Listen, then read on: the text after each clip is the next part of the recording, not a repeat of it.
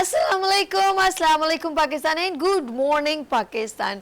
कैसे हैं आप लोग? और हमेशा की तरह देती हूँ दुआ, खुश रहें, आबाद रहें, अपनों के साथ रहें, एक दूसरे का ख्याल रखें और ख़ास तौर पे अपने वालिदैन का जो अल्लाह पाक का बहुत ही कीमती तोहफ़ा है। इस दुआ के साथ मैं अपने morning show good morning with सभी का आगाज़ करती हूँ। यस, मौसम बहुत खूबसूरत है। अच्छा, ऑफ कोर्स मैसेज मैं आपके साथ शेयर करती हूँ कोई ना कोई। आज मुझे ऐसा लगता है कि ये जो मौसम है और हर कोई इंतज़ार करे कि बारिश कब हो। कभी कोई इंतज़ार करता है यार सर्दियाँ बहुत हैं, गर्मी कब हो। अच्छा, फिर कहते हैं यार बाहर के मौसम की बात कुछ और है। कुछ लोग इंतज़ार करते हैं कि ये खूबसूरत सा, जैसे मैं इस मौसम को क्या कहूँगी, सुहाना मौसम, ये कब होगा तो हम पिकनिक पे जाएंगे, ऐसा ही है ना। तो हम लोग क्रिएट करते हैं और बाहर के हंसी मौसम को अपने अंदर हंसी बनाने के लिए और उन यादों को समेटने के लिए।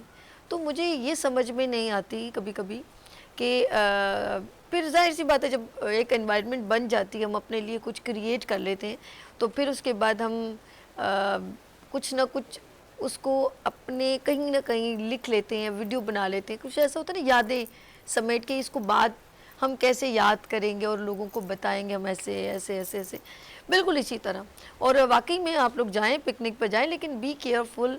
और इन यादों को, मैं ये नहीं चाहती कि आपको कोई ना कोई डिज़ास्टर हो, क्योंकि अभी रिसेंटली एक हुआ था, लोग पिकनिक पे जा रहे थे तो प्रॉब्लम हो गई, एक्सीडेंट। ज़रा सा ड्राइव करते हुए ज़रा आराम से, कोई जल्दबाजी ना कीजिए, बच्चों को पानी से ज़रा सा केयर कीजिए। तो ये खूबसूरत यादों को मैं नहीं चाहती कि आपके लिए तकलीफ़ दे सबब बन जाए। अच्छा, मैं एक चीज़ देखती हूँ कि अपनी ज़िंदगी को खूबसूरत करने के लिए हम कुछ इंटरटेनमेंट करते हैं, कुछ जैसे मौसीकी रूह की ग़िज़ा है, वहाँ पर बड़ा हल्ला गुल्ला होता है शादियों में। फिर आपने कुछ कुछ लोगों को मूवीज़ देखने का बड़ा शौक़ होता है, वो अपना जो है वो टाइम स्पेंड करते हैं वोकेशंस पे। जब छुट्टियाँ आती हैं तो वो फिल्में वगैरह देख रहे होते हैं, कुछ लोग सॉन्ग्स देख रहे होते हैं, कुछ लोग बहुत अच्छी जो है वो गज़लें, आपकी महफ़िलों का जो है एक बड़ा अच्छा एहतमाम करते हैं। वहाँ पर कुछ शेर व शायरी हो रही होती है, बड़ा मज़ा आता है, वाह वाह की सदाएं गूंज रही होती हैं और लोग एंजॉय करते हैं। और मैं चाहती हूँ अगर आप मेरे साथ आज ज्वाइन करें तो आज आप भी अपनी गज़ल, अपना शेर किसी को डेडिकेट कर सकते हैं। तो फिर आप रेडी हैं? क्योंकि मैं चाहती हूँ कि खूबसूरत मौसम है, तो आपने किस हसीन आँखों के लिए कुछ लिखा है, या उन खूबसूरत जुल्फ़ों के लिए कुछ लिखा है जो आपको बहुत अच्छी लगती हैं? हाँ, ऐसा है? या आपकी ज़िंदगी का जो खूबसूरत माज़ी था वो बिछड़ गया है, क्या उसके लिए कुछ लिखा है? कुछ याद आ रहा है? तो वो यादें अगर आप मुझसे शेयर करना चाहें तो लाइव कॉल कर सकते हैं और अपनी गज़लें, अपनी नज़में, अपनी शायरी हमसे शेयर कर सकते हैं, क्योंकि यहाँ पर एक शायर मौजूद है, इसीलिए मैं आपसे आज ये बातें कर रही हूँ। तो मौसम बड़ा खूबसूरत है और अगर आप अपनी शायरी भी हमसे शेयर करेंगे बड़ा मज़ा आएगा। तो हमारे साथ यहाँ पर यस, उभरते हुए खूबसूरत अंदाज में अपनी शायरी का, उनका अंदाज़ बड़ा डिफरेंट है, तो मैं मिलवाती हूँ। यहाँ पर मौजूद हैं यस ज़ुबैर राज, यहाँ पर मौजूद है। अस्सलाम वालेकुम। वालेकुम अस्सलाम। कैसे हैं आप? ठीक ठाक। मौसम बड़ा प्यारा चल रहा है, कुछ लिखा मौसम के ऊपर? ताज़ा तो कुछ नहीं है वैसे तो। अरे आपका ताज़ा नहीं, वैसे बासा भी चलेगा। अच्छा, जब हम ये कि इनकी कुछ भी, ये तो एक, मैं कहती हूँ जैसे हम लोग पुराने गाने सुनते हैं तो सदाबहार होते हैं, शायरी उसी से बनती है उन अल्फाजों को परो के। ताज़ा तो हम यूं ही कह देते हैं, वरना ताज़ा कोई चीज़ नहीं है बेसिकली। अगर हम ये कहेंगे कि नई शायरी ताज़ा है तो क्या गालिब की शायरी बासी है? शायरी तो होती ही ताज़ा है ना। बिल्कुल, जब सुनाई जाए तब महसूस इसकी मिसाल यूं है कि कुछ चीज़ें ताज़ा रहती हैं, यानी बाकी चीज़ें तो नहीं। यानी आप अगर कोई भी चीज़ खाते हैं, भिंडी, आलू, चावल, जो आपको पसंद हो, आप एक दिन खा सकते हैं, 10 दिन खा सकते हैं, मोस्टली नहीं खा सकते। वैसे ये लफ्ज़ उसके लिए सही है, जो आज ताज़ा बना है तो वो कह सकते हैं। उसके लिए कह सकते हैं, लेकिन जैसे चाय है, ये हम रोज पीते हैं। बिल्कुल, यहाँ पे हम ये नहीं कह सकते कि कल पीते आज फिर पिए, वो ताज़ा ही होती है। महाराज एक आपने सही जैसे ब्रीफ कर दिया। कुछ चीज़ों की नेचर ही मुख्तलिफ है ना, वो ताज़ा ही रहती है, शायरी उन्हीं में से है। हाय हाय हाय, तो ये कह सकते हैं कि ये हमारा ताज़ा कलाम सुने। तो आज हमें पहले सुना, ज़रा हम चाहते हैं प्रोग्राम का आगाज़ खूबसूरत अंदाज में हो जाए, तो आप सुनाएं, अभी क्या सुना रहे हैं? नज़म जो आपने पिछली मरतबा बहुत पसंद की थी, जी जी बिल्कुल बिल्कुल, वही नज़म पेश करता हूँ, सिलसिला प्यार का। सिलसिला प्यार। सिलसिला प्यार का यूं ही चलता रहा, प्यार भी दोस्ती उसको लगता रहा। सिलसिला प्यार का चलता। सिलसिला प्यार का यूं ही चलता रहा, प्यार भी दोस्ती उसको लगता रहा। क्या समझता था मैं, उसने समझा नहीं। क्या समझता था मैं, उसने समझा नहीं। हाय हाय हाय। सब समझता है वो, मैं समझता रहा। दिल के स्कूल वाह में वाह। दाखिले के लिए मैं तो बस फॉर्म ही फॉर्म भरता रहा। उसने तो हुस्न में कर ली PhD, मैं मोहब्बत की KG में पढ़ता रहा। हाय हाय। एक बार फिर, once more। दिल के स्कूल में दाखिले के लिए मैं तो बस फॉर्म ही फॉर्म भरता रहा। दिल के स्कूल के दिल के स्कूल दाखिले के में लिए। दाखिले के लिए मैं तो फॉर्म भर। मैं तो बस फॉर्म ही फॉर्म भरता रहा। हाय हाय हाय। उसने तो हुस्न में कर ली PhD, मैं मोहब्बत की KG में पढ़ता रहा। क्या बात, वैसे आप पढ़ते ही नहीं है, चले आगे चलते हैं। क्या बात। उसने गुस्से में एक रोज शट अप कहा। उसने गुस्से में एक रोज शट अप कहा। Shut up, okay.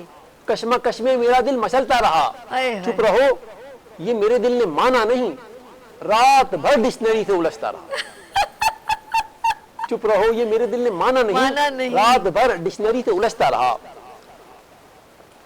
फिर जमाना जो कॉलेज का ढलता रहा, बदली दुनिया तो वो भी बदलता रहा। हाय हाय हाय हाय। आज टाइम नहीं, उसने मुझसे कहा। आज टाइम नहीं, मुझसे कहा। जिंदगी रुक गई, वक्त चलता रहा। हाय हाय। जिंदगी रुक गई, वक्त चलता रहा। चलता रहा। याद एक रोज उसकी मुझे आ गई। याद एक रोज। याद एक रोज उसकी मुझे आ गई, आतिशे गम में ये दिल सुलगता रहा। रात भर मैं जलाता रहा सिगरेटें, और दिन भर धुआं दिल से उठता रहा। क्या बात है राज, वाह। रात भर मैं जलाता रहा सिगरेटें, और दिन भर धुआं दिल से उठता रहा। बाद हेलो की जब नाम मेरा सुना, बाद हेलो की जब नाम मेरा सुना, उसने गुस्से में ठक से रिसीवर रखा। बीप बजती रही, मैं सिसकता रहा, कोई है उस तरफ, मुझको लगता रहा। हाय हाय। क्या बीप बजती रही, मैं सिसकता रहा, कोई है उस तरफ, मुझको लगता रहा। फिर सरे रहा एक दिन मुझे देखकर, उसकी आंखों से सावन बरसता रहा। हाय हाय, वाह मुझको ऐसा लगा जैसे अंदर मेरे कोई रोता रहा, कोई हंसता रहा। वाह वाह। सिलसिला प्यार का यूं ही चलता रहा, प्यार भी दोस्ती उसको लगता रहा। क्या बात है राज, आउटस्टैंडिंग आउटस्टैंडिंग, रियली बहुत जबरदस्त। अच्छा, ये मैं थोड़ा सा गुफ्तगू भी आज कर रही हूँ आपके साथ, ज़रा शायरी तो आप सुनाते रहेंगे, अभी एक और मुझे चाहिए, एक और नज़्म इसी तरह की। ये बताएं कि ज़ौक़ और शौक़ का क्या आप वजह बनी, क्योंकि इतनी सारी फील्ड्स हैं और लोग कुछ इंजीनियरिंग में, कुछ डॉक्टरी में और डिफरेंट उसमें जाते हैं फील्ड में। आपको शायरी का ऐसा क्या हुआ कि आप जुस्तजू बढ़ी कि आप कहेंगे इसे मैं करना चाहती हूँ? देखिए, एक आम कॉन्सेप्ट तो इस मामले में ये है कि दिल टूटता है तो शायरी हो जाती है, मोहब्बत होती है तो शायरी हो जाती है। नहीं ऐसा असल में इन चीज़ों से शायरी का कोई ताल्लुक नहीं है। ठीक है। शायरी का बुनियादी ताल्लुक है लिटरेचर से। ठीक है। जो लोग पढ़ते हैं, अच्छा, जो किताबों से जुड़ते हैं, जिन्हें शायरी का अल्लाह ताला ने उनके अंदर जासीम रखे होते हैं, उन्हें हो जाता है। शुरुआत मेरी यूँ हुई कि मैं दोस्तों को चिढ़ाने के लिए, बचपन में छेड़ने के लिए शेर कहते थे। किसी की चिड़ बना, कोई जुगत कर दी किसी पे, या ईद कार्ड पे लिखने के लिए कोई दो मिसरे कह दिए। हाँ, डिब्बे में डिब्बा, डिब्बे में केक, मेरी आंटी लाखों में। उसके बाद हमने क्या किया, वो मुंतखब अशार की किताबें ली, सही, उनको पढ़ना शुरू किया। फिर उसके बाद शौक हुआ कि हम भी ऐसा लिखें, तो लिखना शुरू कर दिया, गलत, बेबहर, और वो सब कुछ ठीक ठाक लिखते गए। तो फिर उसके बाद एक लेवल आता है कि इंसान प्रोफेशनल पोइट्री की तरफ आ जाता है। तो वो इस तरह होता है। कहीं ऐसा तो नहीं हो कि जैसे मूवीज में देखा हूँ मैं, शायर तो नहीं मगर हंसी, जब से देखा मैंने तुझको, मुझको शायरी आ गई। क्या बात है, ये ऐसा तो नहीं था। नहीं, ऐसा तो हो सकता है कि शायरी आ जाए, लेकिन उसमें भी वजन और जो उसके फनी मामलात हैं वो बहरहाल सीखने ही पड़ेंगे। अच्छा, टेक्निकली तौर पर उसका पूरा एक कानून है, उसके पूरे कवायद और ज़वाबित हैं, जैसे मौसीकी के भी हैं। बिल्कुल ऐसे ही है, बिल्कुल। और बहुत सारे लोग, अच्छा ये क्या होता है, सॉरी टू से, वो जो शायरी में लोग कुछ चीज़ें रखते हैं, कुछ फूलों की पत्तियाँ, गुलाब सूख जाता है, मैं अच्छी तरह, मुझे याद है मेरी हम क्लास 6 क्लास में थी, तो मेरी दोस्त ने मुझे ज़रा कहते थे मोहब्बत जैसे, उसको मुझसे, मुझे उससे, और हम वो डायरी में कुछ ना कुछ लिखना, कुछ इधर से शेर, कभी उधर से हम लोग तो आगे से फूल लगाते भी थे। मुझे समझ नहीं, और ये कोई तस्वीर बना दी, ये मुझे समझ नहीं आया क्यों करते थे हम ये तो लोग भी। चीज आज भी मौजूद है। जब आप किसी को व्हाट्सएप वगैरह कर रहे होते हो तो साथ इमोशन लगा रहे होते हो, फ्लावर लगा रहे होते हो, उसकी तो बकायदा फीलिंग है ना कि हम इसको बड़ी मोहब्बत के साथ आपको ये बात कह रहे हैं। एक वाली वो वाली बड़ी अच्छी थी कार्टून की, वो जो हाँ। यानी कि बहुत मजा आया, अच्छा लगा, अखबारी भी हर तरह की। जबान निकली बड़ी, वो सैड भी है उसमें, कि वो, हाँ। लाफ्टर भी है, सैड भी है, और उसमें गुस्सा भी है, वो गुस्सा भी रेड है, कलर का, एग्री भी है, हाँ हाँ, वो एग्री बड़ा, भी है वो। ये बड़ा मुझे तुम पे गुस्सा है, तुम्हारा सारे रिप्लाई नहीं आ इमोशंस रहा। हैं वो, इसलिए कि आपकी गुफ्तगू जो है अगर लफ्जों में बयान नहीं हो पा रही या जुबानी जुमला है तो तासुरात के तौर पर वो भी लगा दिया जाता है कि लो ये भी साथ आ रहा है। शुक्र है दूसरा वाला नहीं है, वरना तो लानतों वाला भी निकाल देते ये लोग। लेट्स सी, वाकई में उस वक्त भी फीलिंग थी, एहसास था, जब हम खतो किताबत बिल्कुल करते ऐसा ही। थे, लेटर्स लिखते थे, उसमें भी एक फीलिंग आती थी, और हम लोग अपने वो, अल्लाह माफ़ करे, मुझे तो यकीन ही नहीं कोई खून से भी लिखता हो, ऐसा था राज कैसे? वो जो जुनूनी लोग होते हैं, जुनूनी? हाँ, जुनूनी होते हैं, या जिनकी मोहब्बत बहुत एक्सट्रीम लेवल की होती है, जिनकी नज़र में होता है वो करते भी हैं, ज़ाहिर है करते होंगे। ओहो, अल्लाह रहम करे।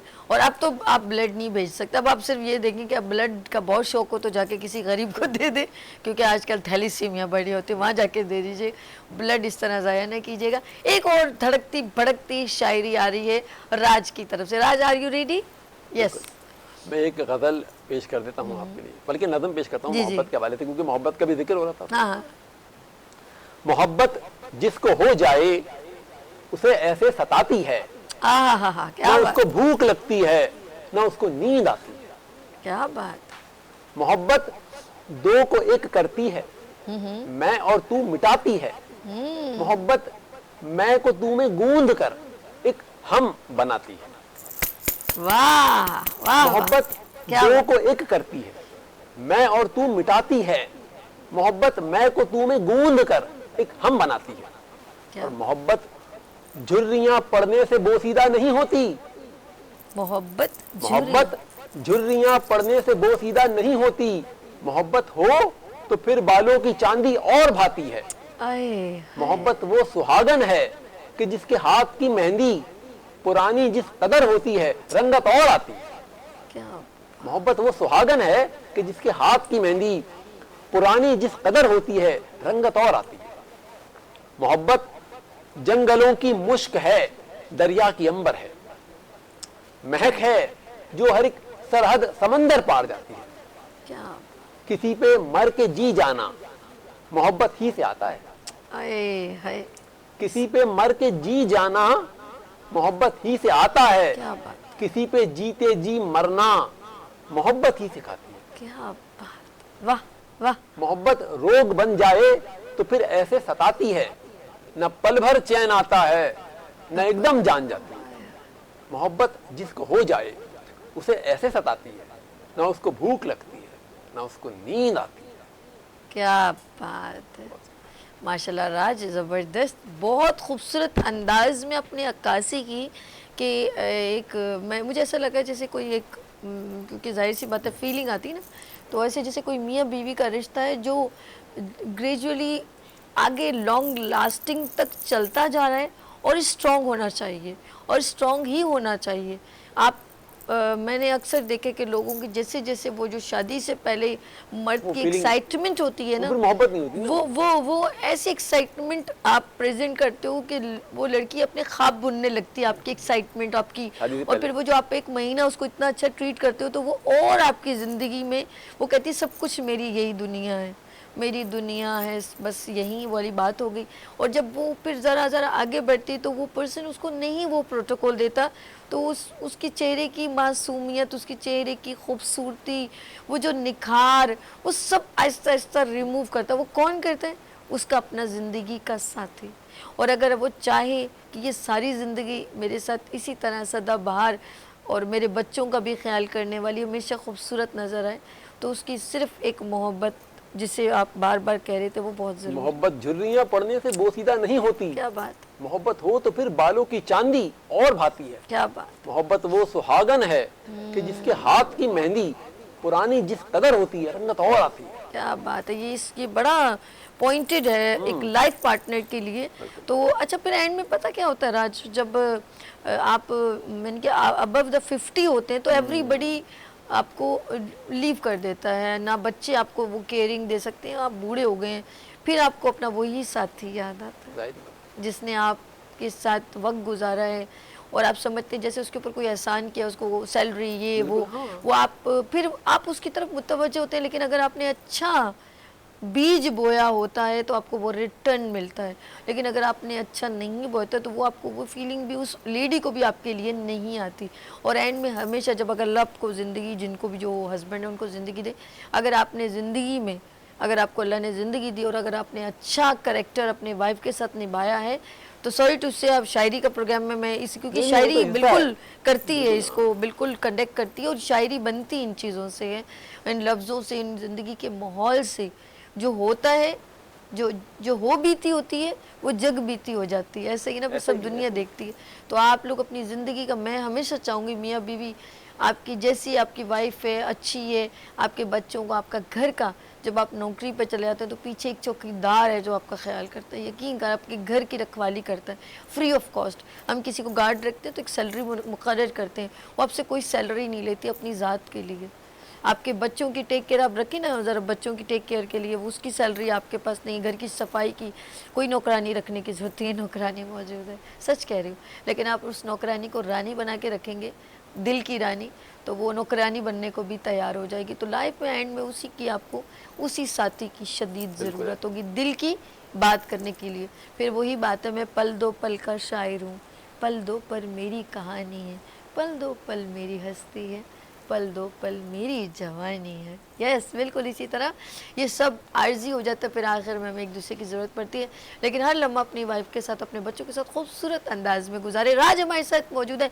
राज, नेक्स्ट आप क्या सुना रहे हैं? खूबसूरत, धड़कता फड़कता, दिल को लुभाता, आप खुद ऐसे देखे बात करते हैं, मैं उसकी पूरे जो है तशरीह कर रही हूँ यहाँ पर बैठे बैठे। यही करते हैं ना, शायरों की दो गालिब की तशरीह दूसरों ने ही की है। हाँ, ऐसे ही हम लोग स्कूल में पढ़ते थे तो उसमें हाली, गालिब और इनकी जो शायरी होती थी तो वो ऐसे, शायर तो शेर को कूदे में बंद करता है, फिर तशरीह दान जो है वो उस कूदे को मुकल्लब करते हैं, दरिया बना देते हैं दोबारा। लेकिन उनकी कुछ शायरों की ज़रूरत है, वो उर्दू इतनी सलीस थी, और क्योंकि हमारी उर्दू में डिफरेंट ज़बानों का एक वो बनता है, तो उसमें जब हम कुछ लफ्ज़ बड़े मुश्किल आते थे ना, कि मैं मुर्तकिब हुआ और जैसे ये, तो हम उसकी फिर मीनिंग, उसको ना मैम कहती थी जब मैं पढ़ रही हूँ तो आप अंडरलाइन कर लें, अच्छा जी अंडरलाइन कर लें, मीनिंग नहीं समझ आ रही, फिर वो बताती थी इसमें ये जो लफ्ज़ है ना तनी कोई तकलीफ, कोई वो टिपिकल वर्ड, फिर उसके बारे में फिर हम लिखते थे इसका मीनिंग है।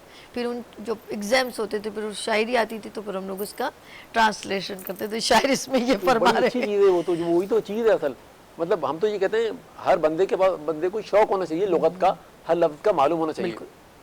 अब तो दायरा उर्दू का क्योंकि रुझान नहीं रहा, उर्दू क्योंकि एक दफ्तरी ज़बान नहीं रही, बिल्कुल आपके माशी मामलात में आपको सपोर्ट नहीं कर रही होती, बिल्कुल ऐसे ही, तो उर्दू की वो अब अहमियत ही नहीं रही ना। लेकिन एक बात कहूँ, जैसे मैं हम लोग ऐसे यूज टू हो गए, देखो यूज टू इंग्लिश का वर्ड, तो हम लोगों को अंग्रेज़ों ने, उस दिन मैं हिस्ट्री पढ़ रही थी तो उसमें बहुत पहले की बात है जब ये अमेरिका ने, तो इन्होंने रूल ऐसा पास कर दिया कि हर मुल्क में इंग्लिश बोली जाए, राइज कर दी, और अपने डॉलर को भी फिक्स कर दिया कि जो भी होगा यहाँ से होगा और वही तमाम दुनिया में मुकर्रर किया जाएगा, इसको साथ कंपेयर करके।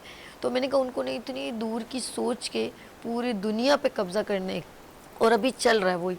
अब देखिए हम लोग ना सिंधी रहे हैं, ना हम उर्दू रहे, ना हम अंग्रेज़ रहे, हम लोगों ने ज़बानों से लोगों का क्राइटेरिया बनाना शुरू कर दिया। रियली मैं सच कह रही हूँ, अगर कोई तहजीब से बात करेगा तो हम उसको बोलेंगे अबे छोड़ यार ये तो बहुत पेंडू है, ऐसा है।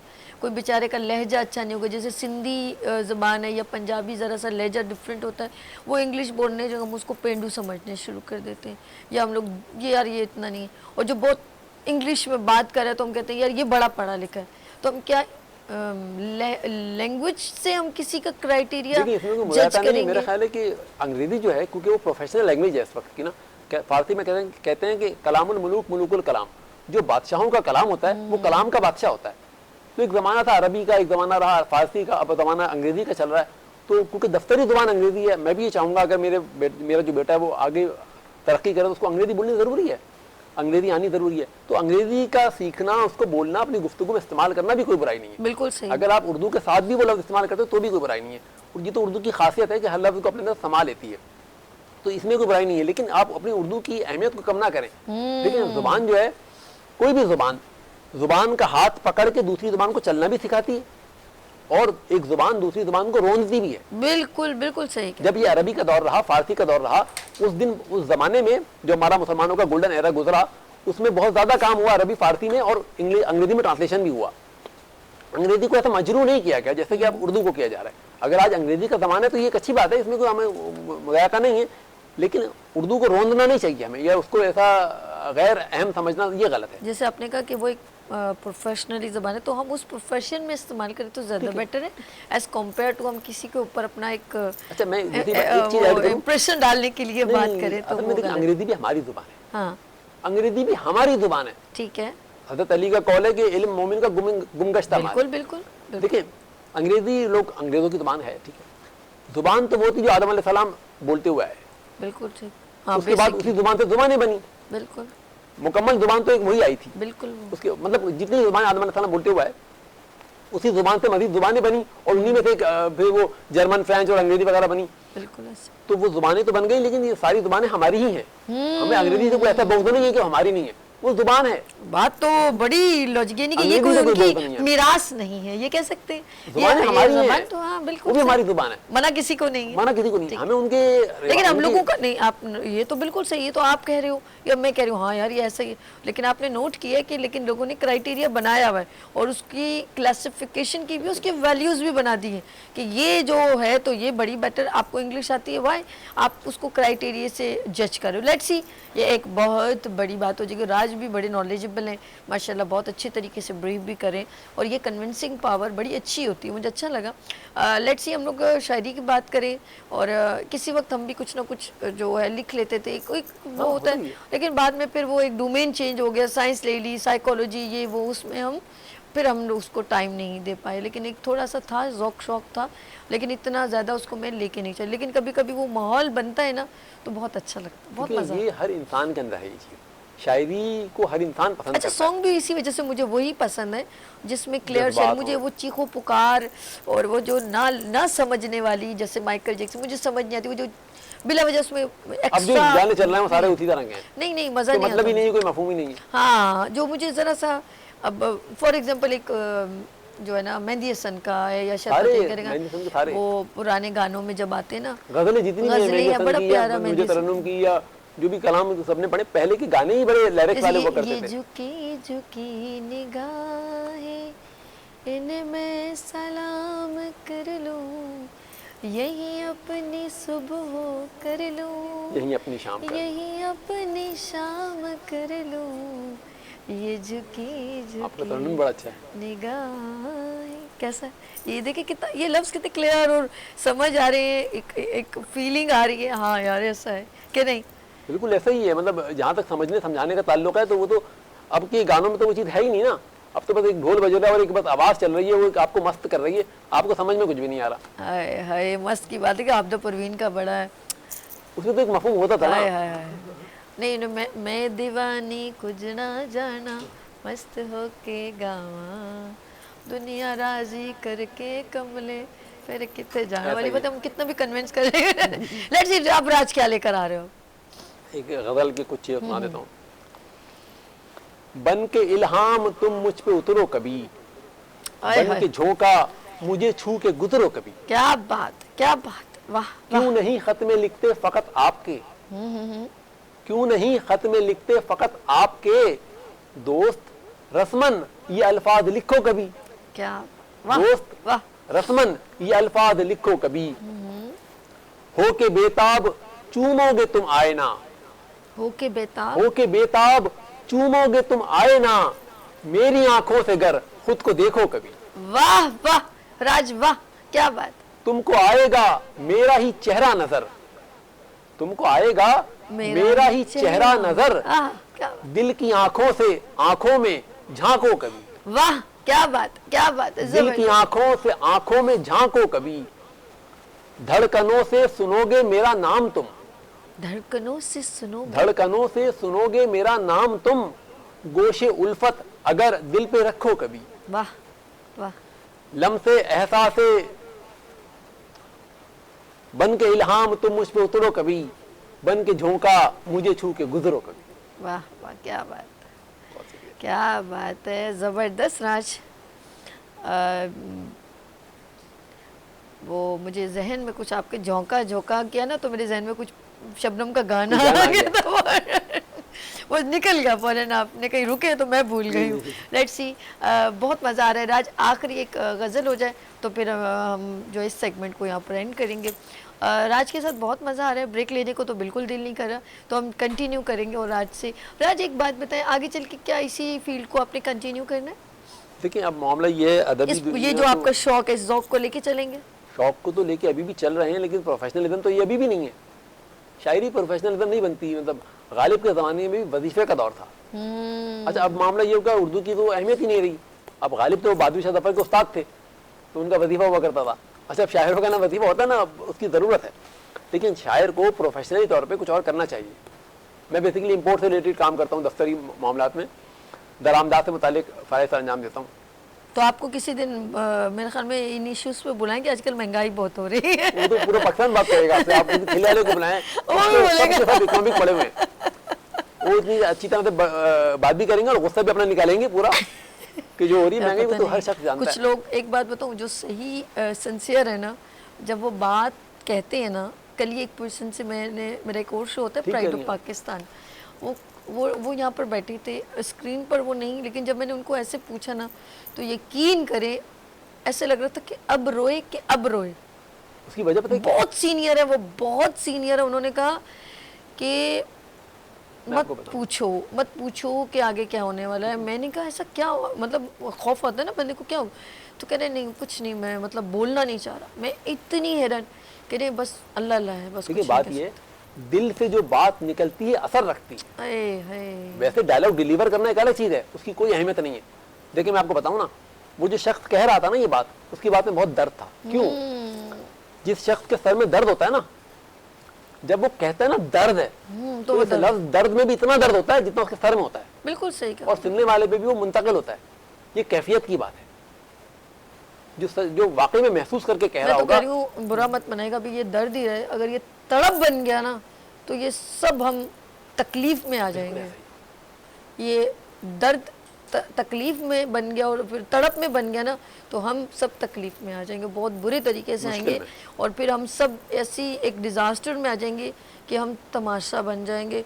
और लोग तो चाहते ही हैं कि कहीं पर ड्रम बजे, ढोल बजे और लोगों को तकलीफ़ हो तो हम तमाशा लगाएं और वो तमाशे को एंजॉय करें। सच में बताऊं, आप इंडिया के चैनल्स उठा के देख लें तो आपको पता चल जाएगा कि हमारा ब्रीफ, हम यहाँ पर तो नहीं ब्रीफ करते, हमको ज़रा प्रेशराइज किया जाता है। हर बंदा मजबूर है, नहीं यार हम नहीं बोल सकते, लेकिन आप वो किसी से नहीं डरते। ज़ाहिर बात है उनको तो कोई खौफ नहीं है ना, तो उनके एंकर्स ओपनली हमारी सारी वीडियोस और चीज़ें बहुत ओपनली दिखा रहे हैं, तो बड़ा दुख होता है।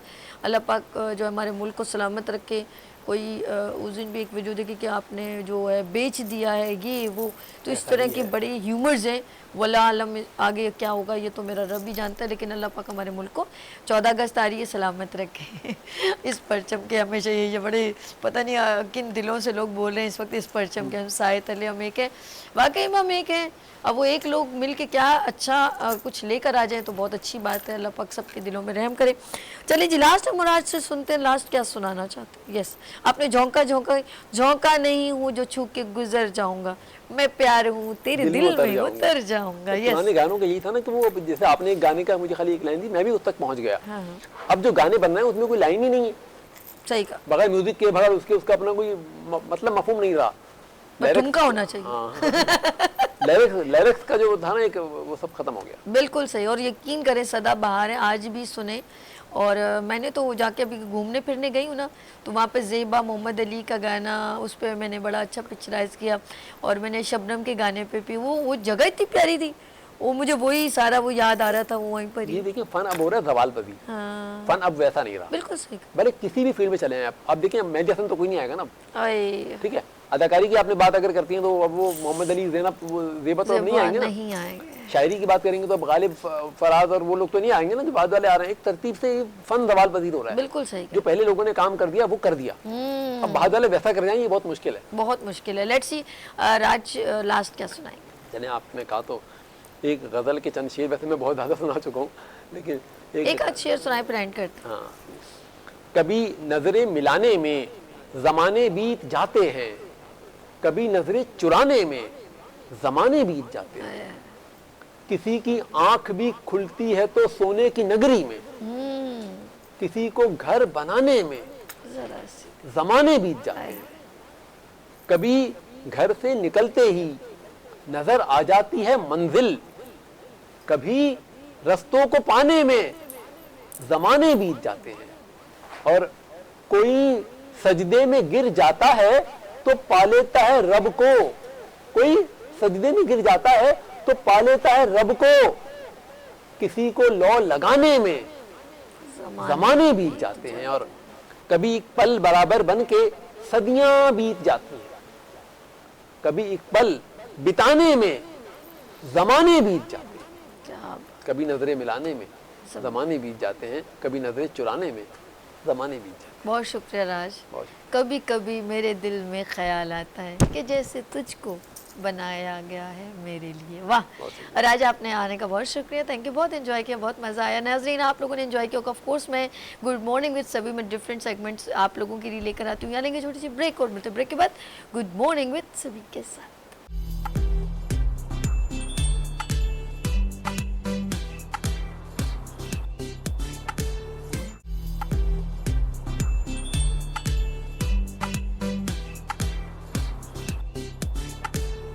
Welcome again, good morning with सभी आपको खुश आमदीद कहती है। और जी हाँ, हम उन लोगों के लिए बात कर रहे हैं जो है टैलेंटेड, और आज हमारे साथ एक ऐसा प्लेटफॉर्म जो सब यूथ को मोटिवेट कर रहा है। यस, हम लोग चाहते हैं कि पाकिस्तान में, बल्कि पाकिस्तान से बाहर इंटरनेशनल लेवल पर वो तमाम लोगों को अप्रिशिएट किया जाए जो लोग बहुत अच्छे तरीके से काम करें, और उनके लिए प्लेटफॉर्म भी प्रोवाइड किया जाए ताकि वो ज़्यादा से ज़्यादा आगे बढ़ के पूरी दुनिया में अपना नाम रोशन करें। बिल्कुल, उसमें एक पाकिस्तान में एक बड़ा इदारा है, वो है PBG, पाकिस्तान बिजनेस वुमेन से रेलिवेंट है और यूथ से रेलिवेंट है, पाकिस्तान बिजनेस ग्रुप। अब ये क्या कर रहा है और कैसे आगे लेकर आ रहा है, और आज जो टॉपिक है रेलिवेंट टू यूथ का है, क्योंकि यूथ विंग से चेयरपर्सन यहाँ पर मौजूद हैं। सबसे पहले मैं उनसे मिलवाऊंगी, फिर उनकी टीम और जो लोग रेलेवेंट हैं और देख रहे हैं कि वो अपने इस इदारे के थ्रू तमाम आने वाली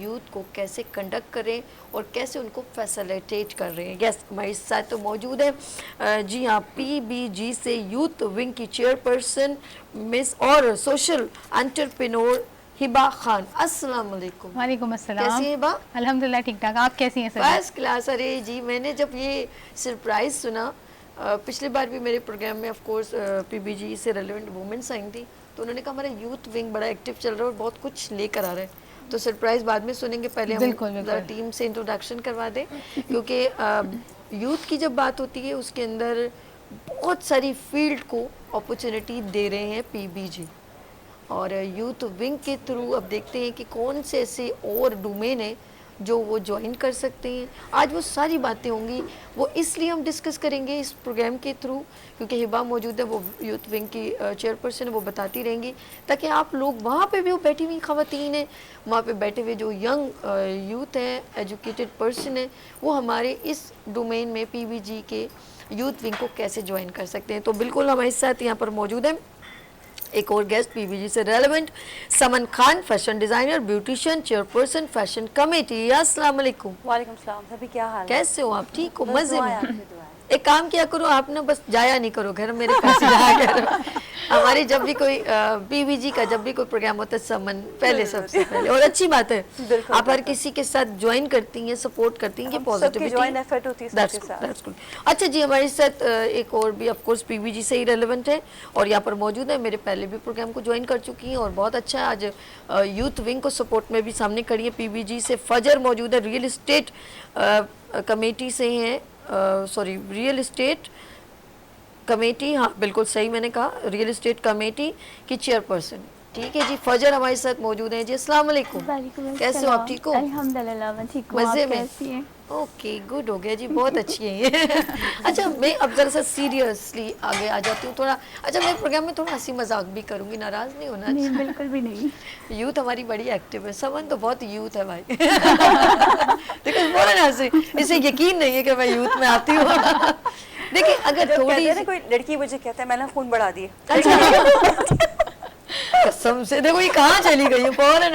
नहीं, ये थोड़ी सी अगर हम इसमें सीनियरिटी में आ जाए और हम आने वाली जनरेशन को, क्योंकि थोड़ा सा हम ये थोड़े एक्सपीरियंस्ड हैं, थोड़े थोड़े एक्सपीरियंस लोग, ज़रा आगे अगर उन यूथ को सपोर्ट नहीं करेंगे तो अब यूथ को तो नहीं सपोर्ट कर सकते ना। और जो अभी नॉलेज नहीं रखते उनके लिए थोड़ा सीनियर लोगों के होना ज़रूरी है। Exactly. तो सबसे पहले Hiba Khan, of course youth wing को आप लीड कर रही हैं एज अ चेयरपर्सन। चंदा, ये बताइएगा कि आपने पीबीजी के प्लेटफॉर्म से ऐसे क्या चीज़ सरप्राइज लाई, क्योंकि ये बहुत ज़रूरी है कि लोग ये बोलते हैं कि भाई यार हम ये कर रहे हैं, लेकिन लोगों को क्लियर नहीं हो रहा क्लियर नहीं। कि ये मैं चाहती हूँ, इसके बारे में बताइए। सही। तो सभी आपकी बात से जो है ना मैं लेते हुए चलूँ, जो आपने बात बोली कि यूथ के पास क्योंकि वो एक्सपीरियंस नहीं होता और उनको वो चीज़ें सीखनी होती हैं और उनको गाइड करने के लिए या मेंटोरशिप के लिए हमें हमारे जो बड़े हैं उनको मौजूद होना होता है। तो पाकिस्तान बिजनेस ग्रुप एक ऐसा प्लेटफॉर्म है जहाँ पे आपको बहुत सारे इंडस्ट्रियलिस्ट और आपके पाकिस्तान के बड़े नामवर ऐसे लोग मिलेंगे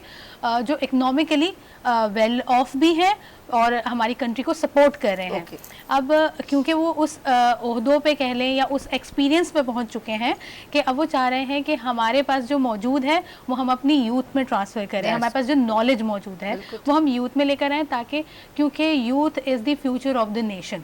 तो इस ख्याल को हमारे जो founder member and president of PBGO Farazur Rahman sahab ने इस आइडिया को सामने रखा कि हमारे पास पीबीजीओ में एक यूथ विंग होना चाहिए, जिसको यूथ तो लीड नहीं कर सकते अभी ऑफ कोर्स, क्योंकि हमें अभी बड़ों की ज़रूरत है, लेकिन उसमें यूथ को इस तरह इन्वॉल्व किया जाएगा कि उनको ओनरशिप लेने की आदत आए गुड गुड। और वो आहिस्ता आहिस्ता जो है इनिशिएटिव लेना शुरू करें और किस तरीके से पाकिस्तान को इकोनॉमिकली सपोर्ट कर सकते हैं और एक पीसफुल सोसाइटी बना सकते हैं, उसके अंदर काम करें। दैट्स गुड, दैट्स गुड, बहुत अच्छा इनिशिएटिव है। फराजुर रहमान भाई तो वैसे ही मेरे बड़े भाई हैं और उनका जो वर्क है, मैं कहती हूँ हर फील्ड में उन्होंने हर पर्सन की फील्ड को बड़े अच्छे अप्रिशिएट कर रहे हैं। और अभी वो ग्रीन क्लीन कराची के ऊपर भी काम कर रहे हैं। तो फराज भाई काटी के प्रेसिडेंट हैं और पीबीजी के फाउंडर हैं। और जिस तरह आप एक्टिव होते हैं, तो मैं एक ही बात कहूँगी फराज भाई, अल्लाह पाक आपको नजर बद से बचाए, क्योंकि ये बड़ा होता है कि वो अच्छा कोई काम कर रहा होता है ना, आगे बढ़ रहा होता है, तो उसके लिए बड़े ज़रा सा क्राइटेरिया बड़ा टिपिकल कर देते हैं। फजर हमारे साथ मौजूद है। फजर real estate is just for, जब भी रियल इस्टेट की बात करें, ख़वातीन उसमें आपने नोट किया होगा बहुत कम जो है वो इसको ज्वाइन करती हैं। और फिर आप यूथ विंग के साथ भी ऑफ कोर्स आप समझ रही हैं कि बेटर लग रहा है। तो आने वाली जो अभी यहाँ पर जो बैठी हुई जो लोग नाजरीन देख रहे हैं, वो यूथ अगर ज्वाइन करना चाहे तो किस तरीके से यूथ विंग को भी ज्वाइन कर सकती है, और देन अगर रियल स्टेट में आना चाहे तो किस तरह आप उनको सपोर्ट करेंगे? बहुत सिंपल है, कुछ भी इतना मुश्किल है नहीं। और ये जो फराज भाई ने प्लेटफॉर्म किया है यूथ विंग वाला, मैं कहूँगी जितनी भी यंगस्टर्स हैं कि आएँ, हमें ज्वाइन करें, इस प्लेटफॉर्म को यूज़ करें और यहाँ से उन्हें जो बेनिफिट्स होंगे, जो उनकी अप्रोचेस होंगी, जो उनके कॉन्टैक्ट्स होंगे, वो आपकी सोच से बाहर होते हैं। मतलब लाइक फराज भाई ने यंगस्टर को इतना अच्छा प्लेटफॉर्म दिया है ये कि मतलब आप मुझे देख लें, मैंने आपको उस दिन में बताया था कि पीबीजी को माशाल्लाह से 14 मंथ्स हुए हैं, लेकिन ऐसा लगता है कि बहुत मतलब टाइम से ये है इदारा है और इंटरनेशनल लेवल पे काम कर रहा है। और मैंने बताया था कि मैं 1.5 ईयर्स में इतना मैंने नहीं अपनी अप्रोच और कॉन्टैक्ट्स नहीं बने थे, इतनी पहचान नहीं थी मेरी, जितना कि विदिन 6 मंथ यहाँ पे आकर और मैं मतलब माशाल्लाह से आज देखें इस काबिल हूँ विदिन 6 मंथ। तो मैं चाहती हूँ मेरी तरह की और लड़कियाँ यहाँ आएँ, हमें ज्वाइन करें, बॉयज़ भी आएँ और अपने नाम, अपना काम, अपने कॉन्टैक्ट्स बढ़ाएं। कुछ भी मुश्किल नहीं है, कोई भी काम मुश्किल नहीं है अगर आप करने वाले हो तो। अच्छा, एक चीज़ और हिबा, आप इस मैं से ज़रा जहन में आ रहा है कि हमेशा जब कोई एजुकेशन लेता है उसके बाद ये जहन में हो रहा होता है कि पता नहीं अभी हमें जॉब मिलेगी नहीं मिलेगी, वो लोग बड़े परेशान होते हैं, फिर फाइनेंशियली भी प्रॉब्लम में आते हैं। तो क्या पीबीजी को ज्वाइन करने से कुछ ऐसी लोगों का डोमेन जो है वो बूस्टअप होगा, या उनको ऑफ कोर्स जॉब्स मिलने का अपॉर्चुनिटी मिल सकती है, कुछ ऐसा है? बिल्कुल ऐसा ही है। बेसिकली बीइंग एजुकेशनल काउंसलर, मैं इस बात को बच्चों को बहुत जो है ना एम्फेसाइज करती हूँ कि आप वो स्किल तो डेवलप करें, सिर्फ जी। डिग्री लेना काफ़ी नहीं होता, बिल्कुल सही। बल्कि आजकल के ज़माने में स्किल होना ज़रूरी है। और शायद सबको ये लगता है कि हम बहुत सारे पैसे देके किसी अच्छे इंस्टीट्यूट में पढ़ रहे हैं तो वहाँ से निकलते ही हमें जॉब्स मिल जाएंगी। बिल्कुल सही कह रहे हैं। लेकिन उस जॉब को पाने के लिए एक सर्टेन एक्सपीरियंस की ज़रूरत पड़ती है, जो अब यूनिवर्सिटीज़ ने भी कह दिया है कि इंटर्नशिप कर कर आएँ आप, कहीं पे समर ब्रेक है तो आप किसी ऑर्गेनाइजेशन को ज्वाइन करें और वहाँ पे आप अप्रेंटिसशिप करें, ट्रेनिंग्स लें, और वो डिफरेंट उन्होंने क्राइटेरियाज बना दिए हैं। तो यूथ विंग भी इस तरह की अपॉर्चुनिटीज़ प्रोवाइड करा होगा, क्योंकि जब बच्चे अपने इंस्टीट्यूट से बाहर निकलते हैं उनको नहीं पता प्रैक्टिकल लाइफ में हो क्या रहा है, अपॉर्चुनिटी कैसे लेनी है। तो जब आप इस प्लेटफॉर्म पर आएंगे पीबीजे यूथ विंग के, तो हमारे पास वो लोग कनेक्टेड हैं। और माशाल्लाह मतलब इतना ज़्यादा मैंने नहीं देखा, क्योंकि अगेन जैसे फजर ने बात की कि इतना एम्पावर करते हैं कि हम सिर्फ मतलब पढ़ के नहीं, बल्कि हम लड़कियां बाहर आई और हमें ये था कि हमें सपोर्ट कैसे मिलेगी, तो मोरली और हर तरह से जिस तरीके से सपोर्ट किया हमें किया, तो उस चीज़ को मैं आगे देखते हुए कि जब मैं आगे बढ़ सकती हूँ तो बाकी क्यों नहीं आगे बढ़ सकते। That's good, that's तो good, बहुत ये अच्छा, चीज़ आगे जबरदस्त हमें है। लेके जानी है। अच्छा, एक और चीज़ मुझे फजर, ये भी मैं अभी ज़रा सा इनसे पूछूंगी, एजुकेशन की बात हो रही है और कहते हैं कि यूथ बिल्कुल एजुकेटेड होनी चाहिए, तो चले इन्होंने हिबा ने कह दिया, लेकिन हम उनके लिए भी ये लोग बड़ी अच्छी बात है, पीबीजी उनके लिए भी सोचता है जो स्किल्स वुमेन है, एजुकेशन नहीं है लेकिन उनके लिए भी कुछ ना कुछ पॉजिटिव इन्होंने बेहतर किया है। वो पूछते हैं, हमारे साथ चेयरपर्सन मौजूद है फैशन कमेटी से, माशाल्लाह ब्यूटिशियन है समन खान। समन खान, बताइएगा कि क्या जिन लड़कियों के पास सिर्फ हुनर है तो वो पीबीजी को कैसे ज्वाइन कर सकती है? बेसिकली जो हमारा इदारा है, हमारी ऑर्गेनाइजेशन है पाकिस्तान बिजनेस ग्रुप, तो फराज भाई हम सबको सपोर्ट करते हैं, हम लोग को आगे की तरफ पुश करते हैं। और हमारे ऑर्गेनाइजेशन में ऐसा भी हुआ है कि हमने छोटे छोटे जो हमारे कोर्सेज़ होते हैं, एक लर्न टू अर्न का कोर्स, तो उसमें हम लर्न करते हैं, वो उन ख़वातीन को हम वो कोर्सेज़ करवाते हैं जो घर में बैठ के सीखती हैं, जिनके पास एजुकेशन नहीं है। और उसके बाद ये होता है, ऐसे बहुत सारे लोग हैं जिन्होंने सीखा भी, उनको अपॉर्चुनिटीज़ भी हमारी ऑर्गेनाइजेशन के लोगों ने दी और वो अब कमा रही हैं। वो एग्जाम्पल आपने सुनी है ना कि मछली खाना नहीं, मछली का बच्चा पकड़ना आना चाहिए ना, खाना नहीं उठा करना। तो वो वाली चीज़ है कि हमें किसी को पकड़ के देने से बेहतर है कि उसको पकड़ना सिखा दें, यानी उसके हाथ में हम ये चीज़ नहीं दें। तो हम हमारे इसमें बहुत सी ऐसी चीज़ें हम लोग कोर्सेज कराते हैं, और इंशाल्लाह जो यूथ विंग की इनॉग्रेशन होगी तो उसमें भी आप देखिएगा कि हम कितना काम करते हैं। और देखिए, हर कंट्री के जो डेवलपमेंट में या उसके सक्सेस में यूथ का एक बड़ा हाथ होता है। तो अब यहाँ पे होता है कि यहाँ पे पढ़ा हम लोग फिर बाहर निकलने की कोशिश करते हैं, लेकिन अब जो लोग बाहर नहीं जा सकते तो उनके लिए कोई ना कोई प्लेटफॉर्म तो होना चाहिए। और माशाल्लाह से पाकिस्तान बिजनेस ग्रुप ऐसा प्लेटफॉर्म है कि यहाँ पे हर लेवल के, हर प्रोफेशन से जो लेडीज़ जेंट्स, मतलब जो भी है, गर्ल एंड बॉय दोनों सब बिलोंग करते हैं। तो हम लोगों ने कोशिश करी है, फराज भाई की सपोर्ट हम लोग के साथ और हमेशा रहेगी इंशाल्लाह, उनको अल्लाह पाक सलामत रखे। कि मतलब हम लोग को उन्होंने इक्वलिटी में भी खड़ा कर दिया कि वुमेन और जेंट्स दोनों बराबर रहेंगे। और ऐसे बहुत सारी चीज़ें, ऐसे बहुत सारी अपॉर्चुनिटीज़ हम लोग को दी हैं कि हम उसमें आगे बढ़ रहे हैं। इंशाल्लाह जो हमारी यूथ भी आएगी उनको भी ऐसा हम लोग भी सपोर्ट के लिए खड़े हुए, फराज भाई भी सपोर्ट के लिए खड़े हुए, और वो लोग भी सीखेंगे और आगे बढ़ेंगे। That's good. अच्छा, एक और चीज़ है कि कुछ ना कुछ एक कोई भी अगर आप काम शुरू करते हैं तो एक स्टफ़ की ज़रूरत होती है और उसके लिए फ़ाइनेंस की ज़रूरत होती है। मैं आपसे इसलिए पूछ रही हूँ कि फॉर एग्जांपल इसमें समन भी इन्वॉल्व हो जाएगी बाद में फिर, ठीक है। सवाल कुछ इस तरह दोनों से आपसे है, ठीक है, और बल्कि तीनों से, जो जिसका अपने डोमेन से बताएं कि देखिए एक पर्सन है, उसके पास हुनर तो है लेकिन वो इन्वेस्टमेंट नहीं है, एक नॉमिनल इन्वेस्टमेंट। ऑफ कोर्स मेरे जहन में चल रहा है क्योंकि फराज भाई ने कोई ऐसी ऑर्गेनाइजेशन या कोई ऐसी बैंकिंग है जिसमें लोगों को थोड़ा कुछ पेमेंट अमाउंट, एक कर्जा जिसे कहते हैं, वो एक फैसिलिटेट का शायद कोई डोमेन स्टार्ट किया। मे बी शायद अब मेरे जहन में अभी ये कुछ आ नहीं रहा कि मे भी हो सकता है ऐसा हो। तो ज़रा पूछते हैं कि अगर फॉर एग्जांपल किसी लेडी ने अपना कोई कुकिंग का शुरू करना है, उसके लिए कुछ उसको माइक्रोवेव लेना है, यानी कि 50,000 उसको चाहिए या 1 लाख चाहिए, तो आप उसको कैसे फैसिलिटेट कर सकते हैं, वो अपना बिजनेस कैसे ऑन कर सकती है ताकि वो हर मंथ आपको पेमेंट भी अदा कर दे जो आपसे उधार लिया। अब बताएं कैसे कर सकते हैं? अच्छा, इसमें ना मैं ये इस तरह आपके पास आती होंगी खवातीन, पूछते होंगे इस तरह की खवातीन आती हैं, और काफ़ी सारे इदारे हैं, ऑफ कोर्स बैंक के कोलैबोरेशन के थ्रू काफ़ी सारे इदारे हैं जो वुमेन एंटरप्रेन्योर्स को और जो स्टार्टअप्स हैं ठीक है। उनको माइक्रो फाइनेंसेस प्रोवाइड करते हैं ताकि वो अपना काम स्टार्ट कर सकें। लेकिन उसके लिए मैं ये कहूँगी कि सबसे पहले जो भी स्टार्टअप आइडिया है या जो भी आपका बिजनेस आइडिया ना, वो जब लेकर आते हैं तो उसके अंदर इतना पोटेंशियल होना चाहिए, क्योंकि कुछ लोग बहुत ज़्यादा उस ओवर एस्टिमेट भी कर लेते हैं, एक्साइटेड हो जाते हैं उसके लिए कि हम ये कर सकते हैं। लेकिन सोचना ज़रूरी है, एवैल्यूएशन आना ज़रूरी है कि किस तरीके से चलाना है बिज़नेस। शायद आजकल सबको लगता है कि बिज़नेस करना बहुत आसान है, हमने एक काम स्टार्ट कर दिया है और ऐसे करके कमाएंगे और ऐसे पैसे आना शुरू हो जाएंगे। ऐसा कुछ भी नहीं होता है, बहुत टाइम लगाना पड़ता है। जब हिबा ऐसे बात करी ऐसे पैसे आने, मुझे वो वीडियोस याद आने लग गई जिस पर मैंने बात करनी थी।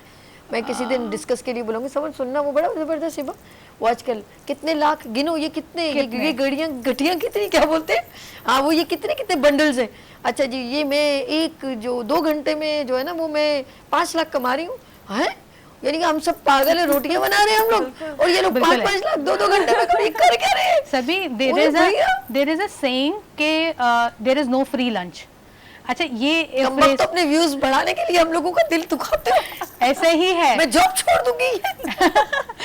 ये बिल्कुल आप सही कह रही हैं। अच्छा, फिर वो लड़का, अब एक लड़का है 12 साल का लड़का, बस देखना नहीं, मुझे वीडियो ना देखे, सिर्फ देखे मैं कैसे कमा रहा हूँ। अरे बाप रे, मैं स्कूल, अच्छा और गलत व्यू, मैं स्कूल नहीं जाता। अरे बाप रे बाप, कौन से लोग हैं भाई, ये कहाँ से मैं 2 घंटे से आते हैं वो लोग, कि कहाँ से आते हैं वो लोग।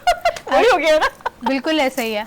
और कुछ लोग ऐसे होते हैं, वो उकसा रहे होते हैं कि आपने अमीर बनना है। हाँ। कोई भी ये नहीं कहता एजुकेटेड बनना है। वो आप बिल्कुल सही कह रही है, आ रही होती है। आप क्या करें, आप कनाडा कब जाएंगे, कनाडा कब जाएंगे? हाँ। अभी अमेरिका का वीजा फ्री, कोई आइल्स की जरूरत नहीं है, कोई आपको 1 रुपया देने की जरूरत नहीं है। और जब कॉल करो ना, वो आपको 1-1 रुपए आपकी नोच लेते हैं। बिल्कुल 1 रुपए की जरूरत नहीं है। आप कनाडा में जाएं, आप ये करें, आप वो ये गूगल पे यहाँ चले जाएं।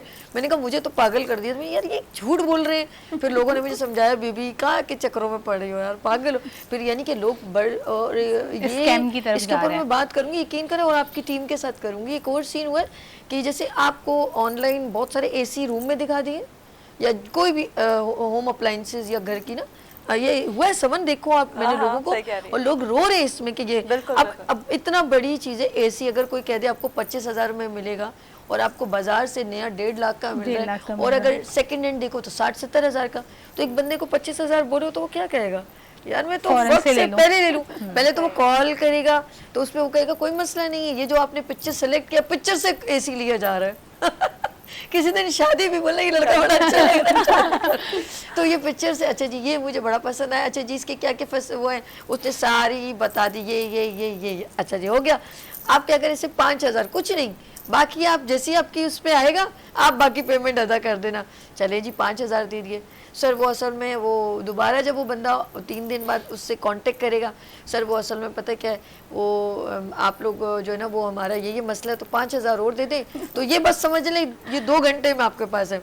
अब उस बेचारे ने बोला कोई नहीं, देना तो है 5,000, अब 10,000 उसका बाउंड हो गया।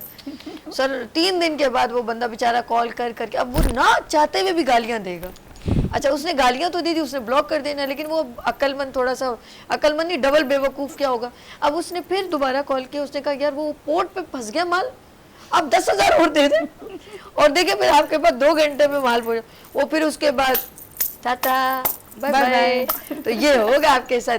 तो ये मुझे वॉइस करके कहते हैं आप प्लीज़ ये आप बताएं मुझे, आज कसम से प्रोग्राम हो रहा है, लेकिन ये यकीन करें आने वाली जनरेशन और जितने लोग हैं बेचारे मासूम लोग हैं, वो सिर्फ थोड़ी सी उसमें, आप ऑनलाइन वालों को क्या जानते हैं, और सारी कुछ चीज़ें तो बिल्कुल यकीन करें जो स्क्रीन पे दिखाई जाती है ना कि ये जी जूसर ब्लेंडर बड़ा अच्छा है, ये आपके चेहरे के बाल रिमूव कर देगा, वो सब 2 नंबर। अब फिर आप जो रियल बंदा होगा वो आपके सामने आएगा, जो रियल बंदा होगा वो आपको बाकायदा जगह बताएगा कि वहां से जाके रिसीव कर ले। वो कभी नहीं कहेगा जी ये सिर्फ ऑनलाइन, ये जो इंसिस्ट करते हैं ना सिर्फ ऑनलाइन मिल सकता है, हम नहीं मिल सकते, तो वो समझ लें झूठ है। और ये हुआ है एक बार, मैंने तो कहा खोल के दिखा, वो उसने हेयर नहीं कॉम से सीधा करे, मैंने कहा भाई, कह रहा हाँ बिल्कुल सही, वो बड़ा उसने कहा मेरे तो 300 रुपये कुछ बनते हैं, मैं ले लूंगा, समझ में आया। मैंने कहा भाई खोल कर नहीं बाजी, मेरा काम थोड़ी, मैंने कहा मैं कैसे रियलाइज करूंगी भाई ये 2,000 की चीज़ है और मैं कैसे ले लूँ भाई, मैं तो नहीं ले रही, और 2,000 सोने सभी इतनी वो शू में नहीं 2,000 बड़ी मेहनत करती हूँ भाई। अब वो 2,000 की बात नहीं है, बात ये कि चीज़ मैं ले रही हूँ। अच्छा उसने ऑन किया, अब मैं कर रही हूँ तो मैंने कहा ये तो मेरे बाल वैसे के वैसे, भाई तो कुछ भी नहीं करे, लेके जा इसको। कह रहा बाजी, मैंने कहा सॉरी आप उसको बोलें कि ये झूठ चीजें, ये फेक चीजें, आप मैंने तो चलो आप भाई खोल के दिखा दी। ऐसे ही होता है, और exactly फिर ऐसे ही उसने मुंह से कहा कि वाकई में इस बाजी ये सच बताऊँ ये सही नहीं होता। अब ये वो बंदा जो डिलीवरी कर रहा है, सभी आपको ये जो है ना, क्या कर रहे हो आप लोग यार? यहाँ पे जो है ना पाकिस्तान में, मुझे नहीं पता कि ये माइंडसेट क्यों है, लेकिन लोगों का ना पहले जहन जाता है स्कैम की तरफ कि किस तरीके से किसी को पागल बना सकते हैं, अपना खराब प्रोडक्ट बेच सकते हैं। और ये ऑनलाइन की वजह से बिल्कुल आप सही कह रही हैं कि लोगों में ये रुझान बढ़ गया है। अब कोई शुगर की दवाई है, अब वो समझेंगे बिल्कुल वो बेचारी कोई औरत होगी वो मंगवा लेगी 500 रुपए में, मैं वो और ये शुगर खत्म, शुगर कभी भी खत्म नहीं हो सकती, पॉसिबल ही नहीं। क्या होगा, क्या बच्चों वाली बात करते हैं, हड्डियों का दर्द, ऑयल फलाना, ये पिंपल देखो। अच्छा एक और चीज है, ये देखो ये चाइना ने दवाई बनाई, ये देखो यूं लगाया और ये दाने खत्म।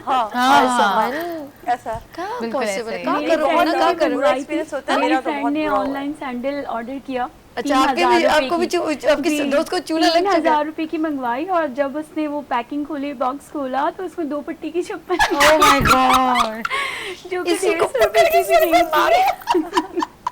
यार देखो ये यानी कि हम लोग एक्स्ट्रा पैसा इस जगह पर वेस्ट जगह पे करें, लगा और वजह रहे हैं। क्या है कि सिर्फ हमको वो जो बड़ी चीज वो थोड़े में नजर आ रही है ना, तो हम उसको अचीव करने की कोशिश करते हैं। ये एक मैंने मिसाल दी है, सच बता रही हूँ, ये बिल्कुल उसी तरह है जिस तरह इन्होंने कहा कि आप समझे कि आज बिजनेस शुरू किया और ये बात वहां से ये यहाँ वहां पर से आ गई connected है, कि बिल्कुल आप सही। एक अपने जहन में सिनेरियो बनाएं और हमेशा बैकअप बनाएं कि अगर मैं ये बिजनेस शुरू करता हूँ कुछ भी डिजास्टर आ सकता है तो मेरा पर बैकअप ऐसा हो कि मैं उसको उठा सकूं, ना सिर्फ ये कि ओहो ये तो मेरा लॉस हो गया।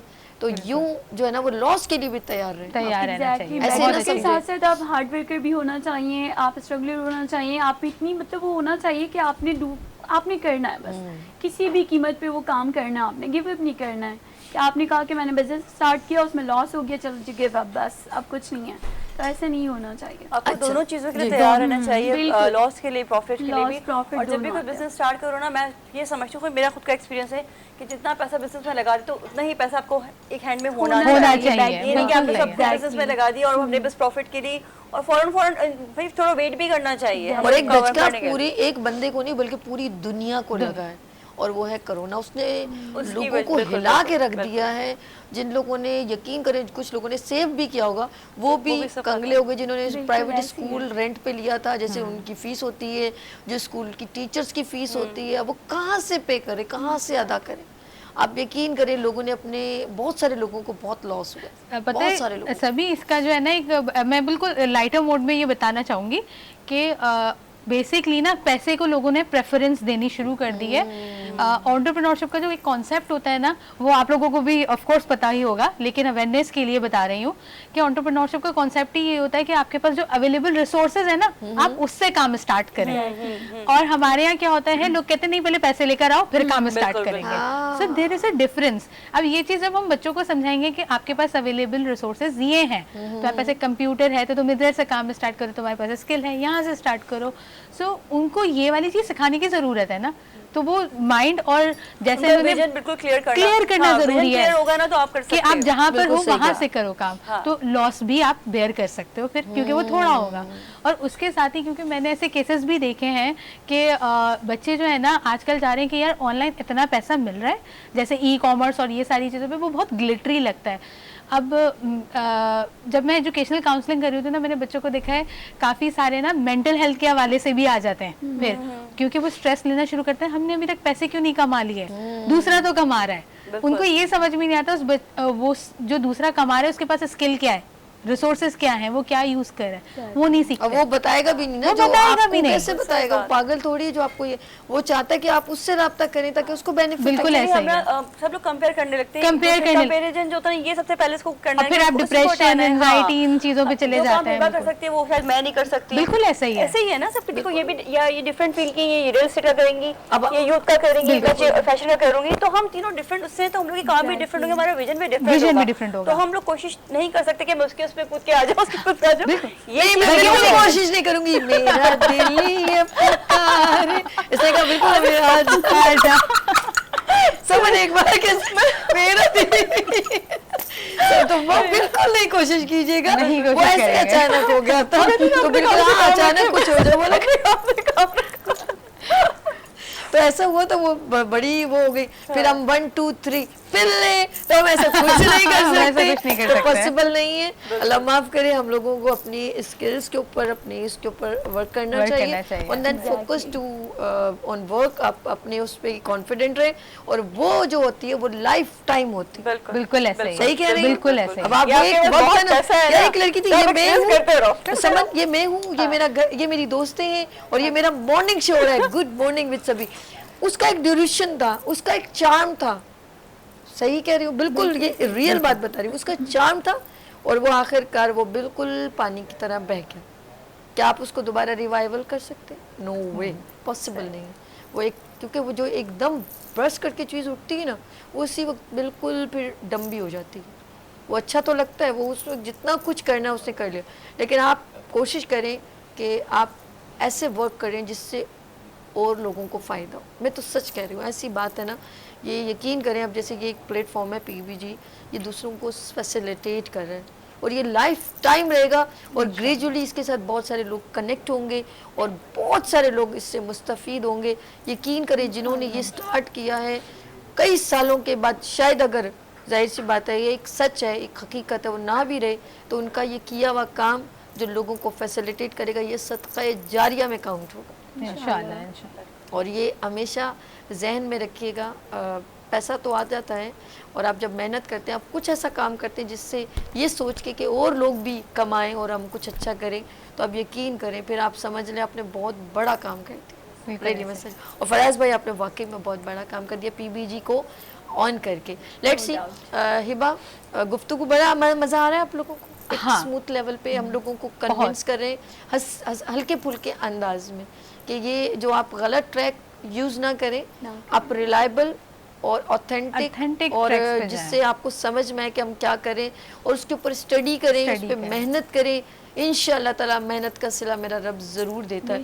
अब ये रियल एस्टेट में बैठी क्या मतलब है, आप ये आज क्या बहरिया टाउन की ऑनर बन जाएंगे? ऐसा नहीं होगा ना पॉसिबल। फजर सोचे बन जाऊंगी फ्यूचर में सपने देख रहे, सोच सकते हो, सोच सकता है, सोच अच्छी है। लेकिन वही बात है, इसके लिए क्या जरूरत होगी? ऑफ कोर्स एक लॉन्ग टाइम, उसको बनने में कितना साल हुआ है उसकी। और एक और बात बताऊँ, क्रिएशन से जब आप सपने बनाएंगे तो ख्वाब पूरे होंगे इंशाल्लाह, बिल्कुल ऐसी ही है। हम किसी के ख्वाबों पे तो नहीं वो कर सकते ना, लेकिन आप अपनी क्रिएशन बनाना शुरू करें। और बहुत सारी ऐसी चीज़ें जो हम सिर्फ उसी लाइन पे चल रहे थे जो लोग उस पे चल रहे थे, लेकिन जब आपको चेंज लेकर आते तो लोग कहते हैं अरे यार ये बड़ा सा डिफरेंट लगा, ये बहुत डिफरेंट। तो ये जैसे अभी पीबीजी है आप लोगों के लिए प्लेटफॉर्म, और भी बहुत सारे इदारे हैं, लेकिन इसको बहुत एक डिफरेंट स्टाइल में लोगों को कह रहे हैं कि आप लोग आओ, कोई फीस नहीं है, कोई ऐसी बात नहीं, कोई टेंशन नहीं, आप आएँ, ज्वाइन करें और सीख के जाएं और अपना कुछ रास्ता बनाएं, और रास्ते से रास्ते नहीं, आपको एक्सपोजर मिलता है। बेसिकली ये कि देखें, हम लोग कैमरे के फ्रंट पर आते हैं, सब हमें दुनिया जानती है, वरना मेरा काम चार दीवारी के अंदर होगा ना, मुझे सिर्फ चार दीवारी के अंदर लोग जानेंगे। तो मैं जब डिफरेंट जगहों पे जाऊंगी, डिफरेंट इवेंट में जाऊंगी, तो लोग मुझे जानेंगे। और पीबीजी के बिहाफ पर ही हम लोग मोस्टली इवेंट्स में जाते हैं। मोस्टली हमारे माशाल्लाह से इवेंट्स सभी आपको भी पता है। तो ये होता है कि हाँ, ये और बात है, मैं जा नहीं पाती, आप कम आते मुझे हैं, सब आते रहते हैं। हमारे साथ हैं। कॉलर है, हेलो, आवाज नहीं आ रही मुझे, हेलो अस्सलाम वालेकुम। अच्छा चले, समन कुछ कह रही थी, फिर क्या हुआ? तो ये सारी चीज़ें कि हमें इसमें एक्सपोजर बहुत मिलता है, हम सबके सामने बहुत आते हैं, हमें सब लोग को हमें जानने का मौका मिलता है, और हमें भी सबको जानने का मौका मिलता है, क्योंकि डिफरेंट कम्युनिटी के लोग हैं।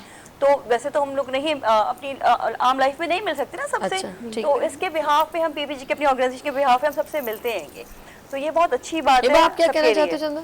हाँ, मैं ये कहना चाहती थी, आपने कहा कि ये प्लेटफॉर्म जो है हमारे पास यूथ के लिए अभी फ्री ऑफ कॉस्ट है, और हम सबको वेलकम कर रहे हैं, लेकिन कुछ टाइम तक ये हमने लिमिटेड ऑफर रखी है, क्योंकि इंशाल्लाह 26 तारीख को यूथ विंग का इनॉग्रेशन होने जा रहा है। क्या बात है, जबरदस्त। और हमारे साथ जी काठी के प्रेसिडेंट एंड पीबीजी के फाउंडर फराजुर रहमान, मेरे प्यारे भाई, मेरे साथ लाइन पर मौजूद है। अस्सलाम वालेकुम,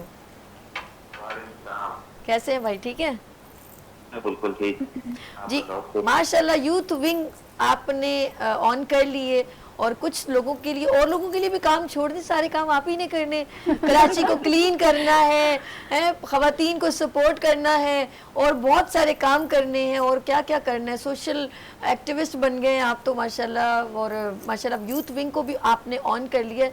तो बताएं क्या कहना चाहते हैं, यूथ विंग आप किस सिनेरियो में प्रेजेंट कर रहे हैं और लोगों को कैसे, यूथ आने वाली जनरेशन को कैसे आप सपोर्ट कर रहे हैं? जी भाई। देखिए, अस्सलाम वालेकुम, वालेकुम सबको सलाम। और मेरा ख्याल है कि हमारी वुमन विंग की 3 खवातीन आपके पास बैठी हुई हैं इस वक्त। जी। तो सबसे पहले तो मैं ये कहूँगा कि देखिए, हमारा मकसद होता है कि माशरे के अंदर जो है ना बेहतरी लाना, बिल्कुल। और उस बेहतरी लाने के लिए हमने मुख्तलिफ प्लेटफॉर्म्स को यूज़ किया, और फिलहाल एक प्लेटफॉर्म हमने ऐसा बनाया जिसको न्यूट्रल प्लेटफॉर्म कहा जाता है, और उसके अंदर opportunities, equal opportunities for all रखी है। अब बात ये कि जब आप खवातीन को भी इक्वल अपॉर्चुनिटीज देते हैं तो वो डेफिनेटली ग्रो होती हैं। आपने सिर्फ कुछ नहीं करना है, टैलेंट उन्हीं का है, वो मैंने कुछ नहीं किया इनके लिए, इनका टैलेंट है, सिर्फ और सिर्फ इनको सपोर्ट मेरी रहती है और वो रहेगी, और उस सपोर्ट के जरिए से वो माशाल्लाह खुद ही ग्रो होती चली जाती है। आज एक परसों मेरी एक वुमन सोशल वेलफेयर की चेयरपर्सन है मेहानी, तो उसने मुझे कहा कि मतलब अच्छा लकब दिया उसने, उसके 2-3-4 इश्यूज पे उसने ऊपर तले मुझे दिए, मैंने ऊपर तले उसको जवाब दे दिया। तो मैंने कुछ नहीं किया, मगर उसके बाद उसने मुझे कहा कि नहीं, कि आप जो है वो मैन ऑफ सोल्यूशन है। तो बात ये कि इस किस्म के अलकाब जो है वो मिलते रहते हैं, हमें इससे खुशी हो जाती है, और मैं समझता हूँ कि आप लोगों ने सबने मिलकर जिस तरह से इसको लेके चली ऑर्गेनाइजेशन को और अपने वुमेन विंग को भी स्ट्रॉन्ग किया है। पाकिस्तान बिजनेस ग्रुप तो बेसिकली ये देखता ही नहीं है ना कि मर्द है, खातून है या बच्चा है, सबके लिए अपॉर्चुनिटीज क्रिएट करनी है, और यूथ विंग का जो अपॉर्चुनिटी हमने क्रिएट करना है, तो आने वाला वक्त जो है वो यूथ का है, और उनको अगर हम आज से अपने साथ बिठा के अच्छे से ट्रेन करेंगे और उन्हें बताएंगे किसी बिजनेस भी, देखिए बिजनेस करते हुए भी आप मुल्क की खिदमत कर सकते हैं, आप जॉब करते हुए भी मुल्क की खिदमत कर सकते हैं, तो किस तरह से मुल्क की खिदमत हो सकती है, किस तरह से आप पेट्रियोटिक मेंटालिटी में कन्वर्ट हो सकते हैं, किस तरह से आप पाकिस्तान की खिदमत कर सकते हैं।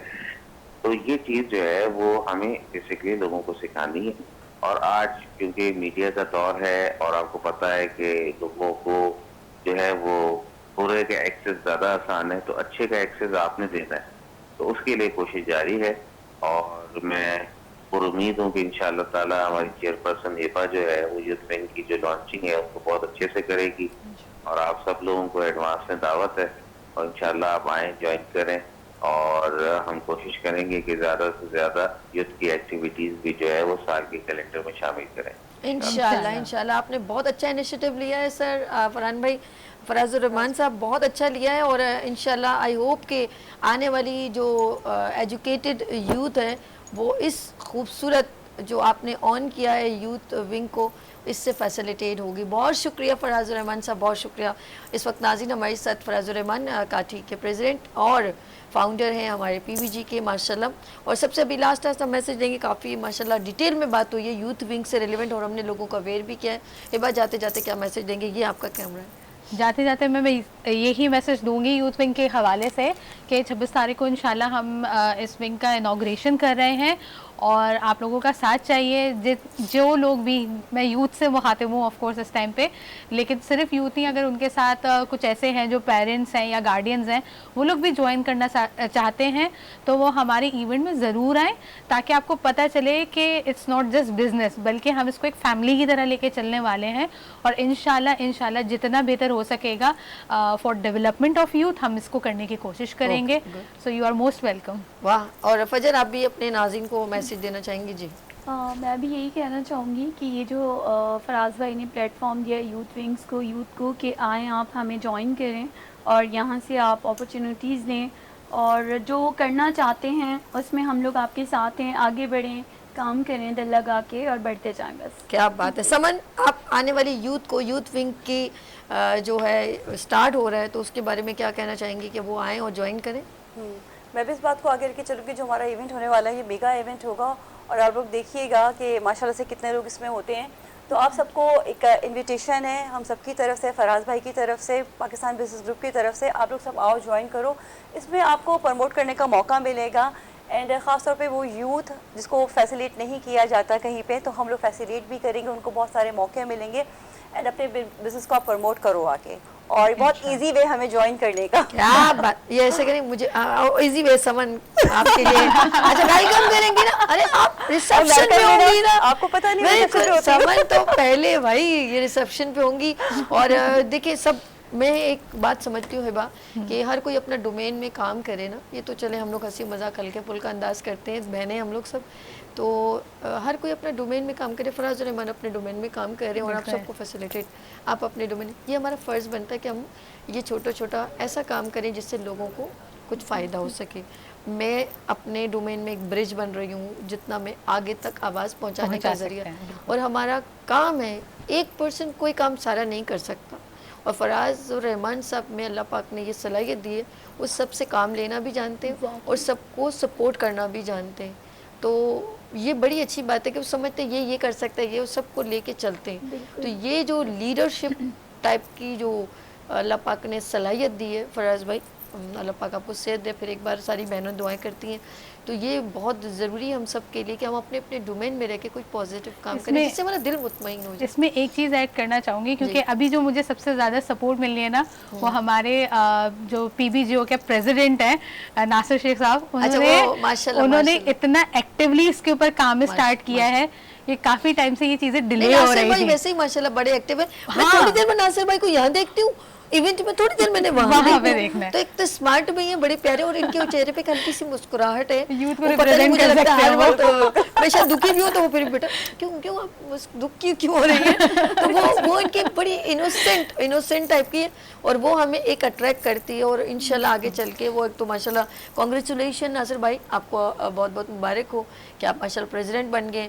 और आई होप कि ये सब लोग जो हैं आप सबको सपोर्ट जो जिस तरह कर रहे हैं, तो ये अपने काम को अच्छी तरह प्रेजेंट कर सके। थैंक यू फजर, जोहर, असर, मगरिब, फजर बहुत शुक्रिया। देखो मेरी बात पे कोई हंस जाए, ये कितनी है बाद में बेशक मुझे मेरा नाम खराब कर देती है।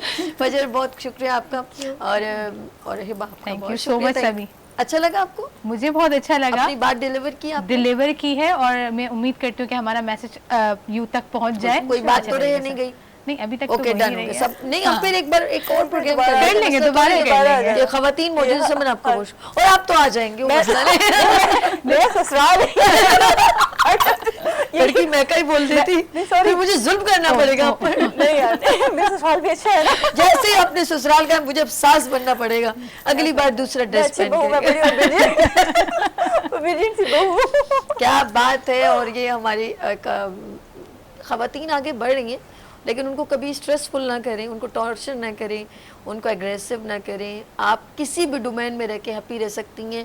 अगर आपके घर में कुछ खवातीन हैं वो जो कुछ करना चाहती हैं, उनको थोड़ा हैप्पी रखें तो वो अपने काम को ज़्यादा से ज़्यादा अच्छे तरीके से प्रेजेंट कर सकती हैं। यहाँ लेंगे छोटी सी ब्रेक और मिलते हैं ब्रेक के बाद गुड मॉर्निंग विद सभी के साथ।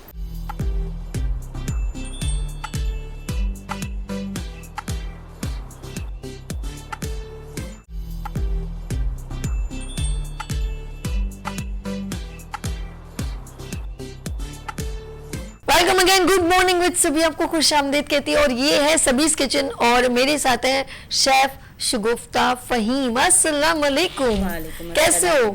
आज बड़ा प्यारा मौसम चल रहा है, हरा हरा मौसम, हसीन हसीन है मौसम, बाहर का भी अच्छा और किचन का भी अच्छा, हरा हरा। पक्का?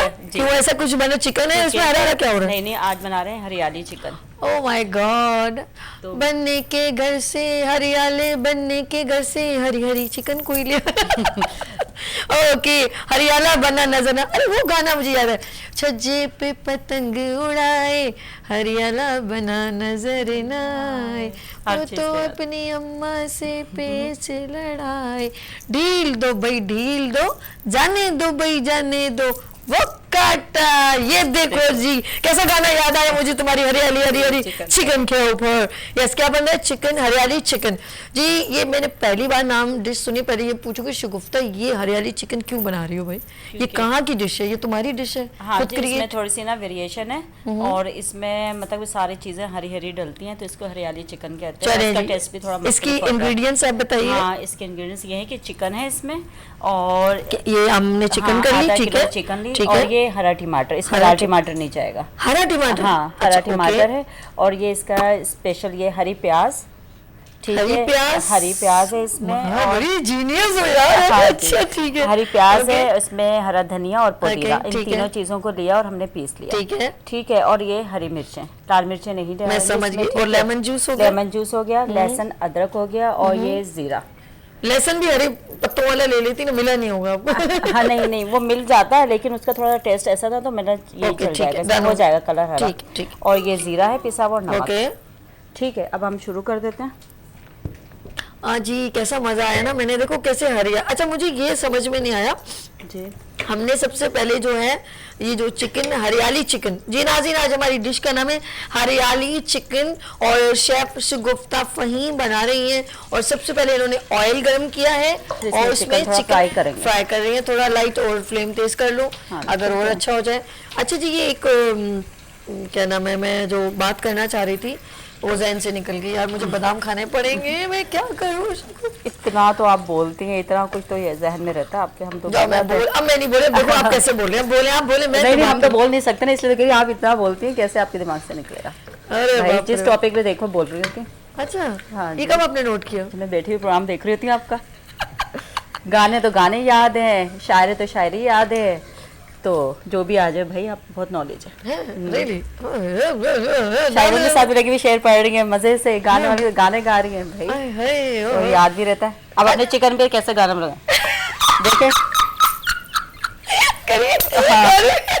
कैसे गाना मौसम बड़ा अच्छा है। मौसम अच्छा। आपको किस चीज का शौक है चिकन, हरियाली चिकन बनाने के अलावा? मुझे तो सिर्फ लगता है किचन का ही शौक है, बस किचन में ही रहती हूँ पूरे दिन। है जी, खाना, बस खाना बनाना है और सबको खिलाना है। खिलाना है, ठीक ठीक है है, जी। काम भी यही है मेरा ओके। और शौक भी और यही कैसे है। चल रहा है बिजनेस? माशाल्लाह, अल्लाह का शुक्र है, अल्लाह का बहुत शुक्र। अच्छा। सबसे पहले ज्यादा डिशेस ऑर्डर्स क्या आ रहे हैं आजकल? ज़्यादा ऑर्डर्स आते हैं बिरयानी के और कबाब के। कबाब? आपने मुझे कब खिलाए कबाब? जब आप जा रही थी हम टूर तो पे, यार, भूल गई, भूल गई। यार, एक दोबारा बार याद दिलाना पड़ेगा, खिलाना पड़ेगा। फिर बना लेंगे ना तो फिर मजा इंशाल्लाह आएगा। इंशाल्लाह। उसके साथ एक डिश और एक्स कर देंगे, ठीक हाँ है? ठीक है जी। लाइट सी बिरयानी बना लेते हैं और साथ में कबाब, कैसा है? हाँ, पुलाव कबाब भी चलता है। है really? हाँ, पुलाव के साथ कबाब और हरा वो जो यार, एक रायता बार होता है। पता क्या हुआ था, मैंने ना वो कोफ्ते बिरयानी बना दी थी, कोफ्तों की बिरयानी। तो बड़ा एक सरप्राइज है। मैंने कहा अच्छा यार ये कोफ्ते बने हुए ना, इसकी हम बिरयानी बना लेते हैं, कैसा है, टेस्ट भी डिफरेंट हो जाएगा और मज़ा भी आ जाएगा। और वाकई में आलू भी डाल दिए थे, बड़ी अच्छी एक और धनिया पुदीना डाल के मैंने ज़बरदस्त बिरयानी बनाई थी। अब यार आप लोगों ने मुझे सिखा दिया ना, ये हो गया। लेकिन कुछ भी हो, मैं कुकिंग नहीं करूंगी, कुछ भी हो जाए यार, ये बहुत जिसका जो काम है वो वही करता है। वो एक अलग बात है। मुझे हाँ। घर में घर वाले खिला लूंगी, बाहर ये ना कि मैं आप लोगों को थोड़ा बहुत कभी कभी चल जाएगा। अच्छा, बिस्मिल्लाह ओके। डालेंगे लहसुन, एक खाने का अच्छा जी, चम्मच हल्का सा इन्होंने वो उसका फ्राई जो है कर वो दिया फ्राई था। किया था, और उसके ये बाद अदरक। ठीक, राइट, ओके, दैट्स गुड। अच्छा जी, इन्होंने अदरक लहसुन जो है उसका पेस्ट ऐड कर लिया है और जी इसको इसमें भून रही हैं। शगुफ्ता फ़हीम आपका ऑनलाइन जो है वर्क वो ज़रा सा ब्रीफ कर दें, लोग अगर आपको ज्वाइन करना चाहिए, आपसे ऑर्डर करवाना चाहिए। ये 14 अगस्त सारे दावतें होंगी घर में, ज़रा शगुफ्ता फ़हीम ऑनलाइन बताएं। बताइए की बेबी चल रही थी सब लोगों के यहाँ, तो अभी यार ये तक देखो मैं कल जरा तेज छुरी लगा दी, ओहो। उस दिन मेरा हाथ तवे पे जल गया। ये होता है ये यार, तो हम औरतों लोग के साथ होता है किचन यार में। बड़ा दुख होता है। मैंने छुरी तेज में थी ना, जरा जल्दी से प्याज काट रही थी तो बस उस असल चक्कर में हम लोग एक साथ दो काम कर रहे थे, तीन ध्यान एक काम पर नहीं होता, उधर भी होता है इधर भी होता है, तो फिर वो काम खराब हो जाता है। बिल्कुल सही कह रहे हैं। क्योंकि मेरे भी बहुत हाथ कटे, जब मैं शुरू में वो कर रही थी, कोर्स कर रही थी अपना शेफ का, तो मुझे लगा कि मुझे तो सब कुछ आता है और मैं जाके क्लास में कोई नहीं, भाई मैं बहुत अच्छा पकाती हूँ। जब हमारे शेफ ने बताया कि भाई नाइफ स्किल्स वो सीखे, कटिंग सीख रही थी, तो बहुत हाथ कटे, नाखून भी कट जाता था, हाथ भी बहुत तेज नाइफ होती है शेफ की ना, लेकिन अब अच्छे से डील कर लेते हैं उससे। गुड। तो थोड़ा ऐसा- यानी कि ये ज़रूरी है या जो मतलब ये नहीं कोई कि हमें एक्सपर्ट नहीं है, ऐसा कुछ नहीं, कभी कभी हो जाता है कि हम ज़रा सा जल्दी में एक गलत हमारा हाथ मूव कर जाता है ना तो कट जाता है। क्योंकि लेडीज़ पे मुझे लगता है बहुत स्ट्रेस होता है, बच्चों को भेजना है, घर के काम है, अपना भी काम है, कुछ कहीं जाना, तो वो इसी स्ट्रेस में काम कर रही मेरा है। सारा स्ट्रेस सिर्फ अर्शा और कोई भी नहीं, मेरा कोई स्ट्रेस ही नहीं है। ये तो मुझे लगता है सबके हस्बैंड स्ट्रेस है। मेरा सारा टोटल स्ट्रेस है। वो हर बात उनको इतनी बुरी आदत है कि अब क्या मैं बोलूं कि मैं ये भी मैं करूं, मैं मुझे इतना गुस्सा आ जाता है कि यार क्या मतलब है, लेकिन वो उनको इतनी आदत है ये यार ये करना ये मैंने कहा यार घर के भी छोटे छोटे कामों में तो मुझे ये कर देना, वो पानी दे दिया पौधों को, वो ऐसा कर दिया वैसा कर दिया। मैंने कहा यार मुझे तुम घर की एक रानी बनाते बनाते नौकरानी बना दिया। असल वो घर लेकिन की औरत यकीन करिए वो- जिंदगी वही का एक रानी होती है। खूबसूरत हिस्सा है और मुझे बहुत अच्छा लगता है। मैं चाहे कितनी भी थकी हूँ, मैं कहती हूँ कि मुझे खाने का तुम मुझे ही कहोगे, चाहे रात को 12 क्यों ना बज जाए, आपने मुझे कहना है, मैं बना के दूंगी, कुछ भी बना के दूंगी, लेकिन मैं बना के दूंगी। तो मैंने इस चीज़ में, और याद रखना ये बरकत अल्लाह पाक हमेशा खानों में देता है कि आप कभी भी रिस्क को कभी खाने पकाने में कभी भी वो नखरा ना करें। मैंने कभी मैं कभी पसंद नहीं करती, चाहे मुझे आटा गूंद के रोटी बनानी पड़े, मैं बड़ी मोहब्बत से बिस्मिल्लाह करके उसी तरह बनाती हूँ। और मैं ज़्यादा प्रेफर यही करती हूँ कि मैं घर में ही कुकिंग करके उन्हें खिलाऊँ, बहुत अच्छा लगता है मुझे ना। अच्छा सभी इसमें Yes, हमने डाल उसके दिया है बाद- वो हरे टमाटर और जो मैंने हरी प्याज, पुदीना, हरा धनिया ठीक है, पिसा हुआ ठीक है। डाला था, हरी मिर्च। हरियाली चिकन नजर स्पाइस थोड़ा ना तेज आए, कर दूं? खाने के बाद नजर भी नहीं आएगी। वाह जबरदस्त। आपके हस्बैंड आपके साथ कैसा ट्रीट करते हैं, खाने पकाने पसंद करते हैं, आपकी डिशेस क्या पसंद? जी हाँ, वो मेरे हाथ के खाने तो पसंद करते हैं, लेकिन उसमें जो नुक्स होता है ना वही पकड़ लेते हैं आराम से। वाह, यानी कि आधे शेफ नहीं पूरे शेफ वो बन चुके हैं। हाँ, लेकिन मैं वो कहती हूँ मेरे साथ किचन में नहीं आया करें। वो जो मेरे मसाले होते हैं ना, वो खुद कोई कभी डिश बना रहे हो तो वो सारे ही डाल देते हैं उसमें। वो खुद भी अच्छा बनाते हैं, लेकिन भाई अगर थोड़ी सी भी कोई किसी चीज़ में कमी रह जाए सबसे पहले पकड़ मैं लेते हैं। कहती हूँ अल्लाह तुम कभी तुम मेरे किचन में नहीं आओ, यकीन बाकी वो- करो इतना बुरा। बुरा एक लगती सिर्फ है। अंडा फ्राई करने जाएंगे, सब धड़म में वो उधर फेंका उधर, ऐसा मैंने कहा, खिला क्या देते हैं कर रहे हो किचन। यार? और यकीन करो बहुत वो कर देते हैं। मैं कहती हूँ अर्श आप ना ही आया करो किचन में, तो डिस्टर्ब कर देते हैं। अगर मैं बीमार हो जाऊँ, कुछ चीज़ गर्म करने दूँ, वापस मैं किचन में जाती हूँ, किचन मेरे मुंह को ऐसे देख रहा होता है, मैंने ये क्या कर दिया। वो दाल गरम की, वो रोटी गरम की, वो ये हर चीज़ प्रिपेयर्ड, माइक्रोवेव खोल दिया किचन में, वो वहीं पर ही वो सब चीज़ें धड़म में रख दी है। मैंने कहा अब क्या करूँ यार। अच्छा, मेरे हस्बैंड के साथ ऐसा नहीं है, वो तो बहुत समेट के काम करते हैं। नहीं वो ऐसा कभी भी बहुत- नहीं करते हैं। हाँ, वो तो बहुत फैला बड़ी- देते हैं सब चीजें और कहते हैं हाँ अच्छा मैं आ रहा हूँ ना, मैं आ रहा हूँ, अभी रुक जाओ जरा सब्र करो, मैं आ रहा हूँ। वो कहती हूँ जितनी बार मेरे को आपने आ रहा हूँ बोला है ना, वो मैं खुद ही कर लूँ तो ज्यादा बेहतर है। तो अल्लाह माफ करे, कभी गलती से बर्तन धुलवा दूँ ना, सॉरी आप घर की बातें कर रही हो, माजरत। तो सबके घर का यही है। अच्छा मैंने यश में तब मतलब एक बंदा होता बुखार हो गया, मेडिसिन ली उसे 3 दफा, अच्छा सब प्लीज जबरदस्त। उसके बाद मेरे किचन में पानी हो रहा, मैं ये क्या कर रहा है यार, नीचे पानी उतर गया और अपने कपड़े भी गीले। मैंने कहा बहुत टाइट चल रहे हैं भाई, तुम ना ही करा करो, उससे बेहतर है मैं खुद हल्के हल्के हाथों से कर लूँ। अल्लाह का शुक्र है, खूबसूरत लाइफ है, हैप्पी लाइफ है और ज़रा सा एक दूसरे से लड़ते भी हैं। और वैसे हम लोगों का आपस में बहुत अच्छा फ्रेंडशिप बहुत अच्छी है, घूमने फिरने में बहुत मजा आता है। देखते रहते हैं दोनों हाँ, हम मस्तियाँ भी बात करते हैं, तो खूबसूरत सी लाइफ है। और मैं कहूँगी बस आप हमें दुआ में याद रखें और अल्लाह पाक ये जो ज़िंदगी का साथी मुझे अल्लाह ने दिया है और हमेशा ये साथी मेरे साथ रहे। आमीन। और हमेशा हम जितनी ज़िंदगी हमारी एक साथ खूबसूरत गुजरे, यही हमारी प्यारी सी यादें हैं। बस I am so happy with my अर्श और अल्लाह पाक आपको अर्श पे रखे, थोड़ा ज़मीन पे भी आ जाया करें। यस और जी देखिए जी, ये देखिए हरियाली हरा हरियाली मसाला डालने के बाद Yes. मैंने इसमें पिसा हुआ जीरा डाला और फिर नमक डाला इसमें। ठीक है, अब ये थोड़ा इसको ढक देंगे तो ये इसमें पकता रहेगा, चिकन गल जाएगी, लास्ट में फिर ये लेमन का ये जूस डाल दें और ये रेडी कितनी हो देर जाए। लगेगी इसको? तकरीबन 5 से 6 मिनट, जैसे चिकन गल जाए ओके तो इसको कर ले। चले हम छोटी सी ब्रेक लेते हैं, आप लोगों ने कहीं नहीं जाना और वापस आएंगे। मैं फिर वही वाला गाना सुनाऊंगी क्योंकि हरियाली चिकन बन रही है ना, ठीक है ना, छज्जे पे पतंग उड़ाई। ओके जी, लेते हैं यहाँ पे छोटी सी ब्रेक और मैं तो ब्रेक के बाद गुड मॉर्निंग विद सभी के साथ एंड शेफ शगुफ्ता फहीम के साथ।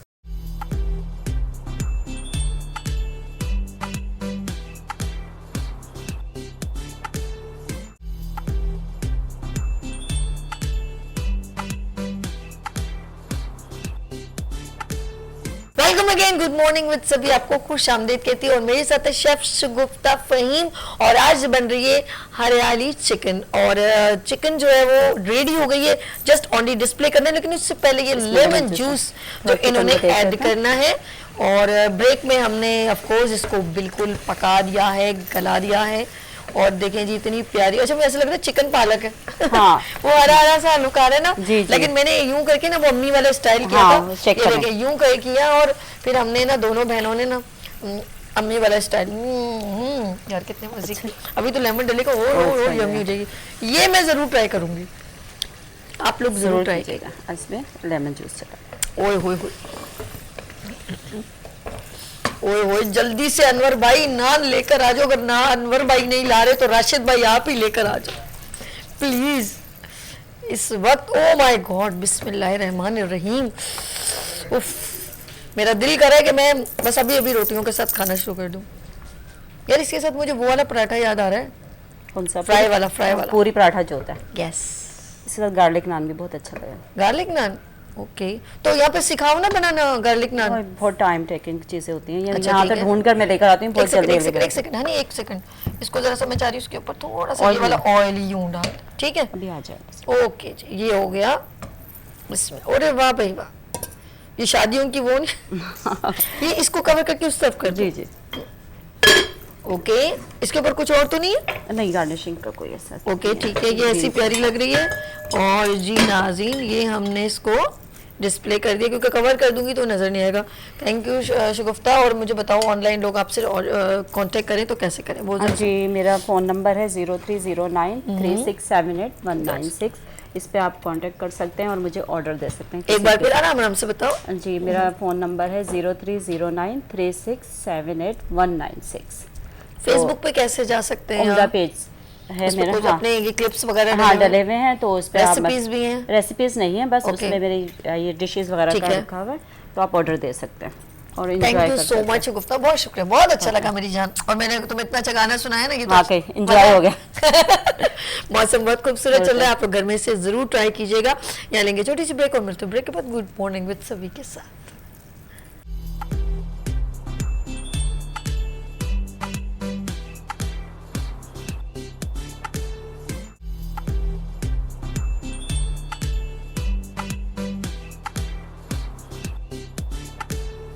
Welcome again, good morning with सभी, आपको खुश आमदीद कहती है। और हल्के फुल्के अंदाज में हम डिफरेंट सेगमेंट्स आपके साथ शेयर करते हैं। और मेरे सबसे ज़्यादा मैं आप सबको, जो मुझे मेरे व्यूवर्स हैं, जो मुझे देखते हैं, मुझे पसंद करते हैं और मुझे अप्रिशिएट करते हैं और इन्जॉय करते हैं मेरे साथ, मुझे बहुत अच्छा लगता है। आपके कॉम्प्लीमेंट्स का बहुत शुक्रिया।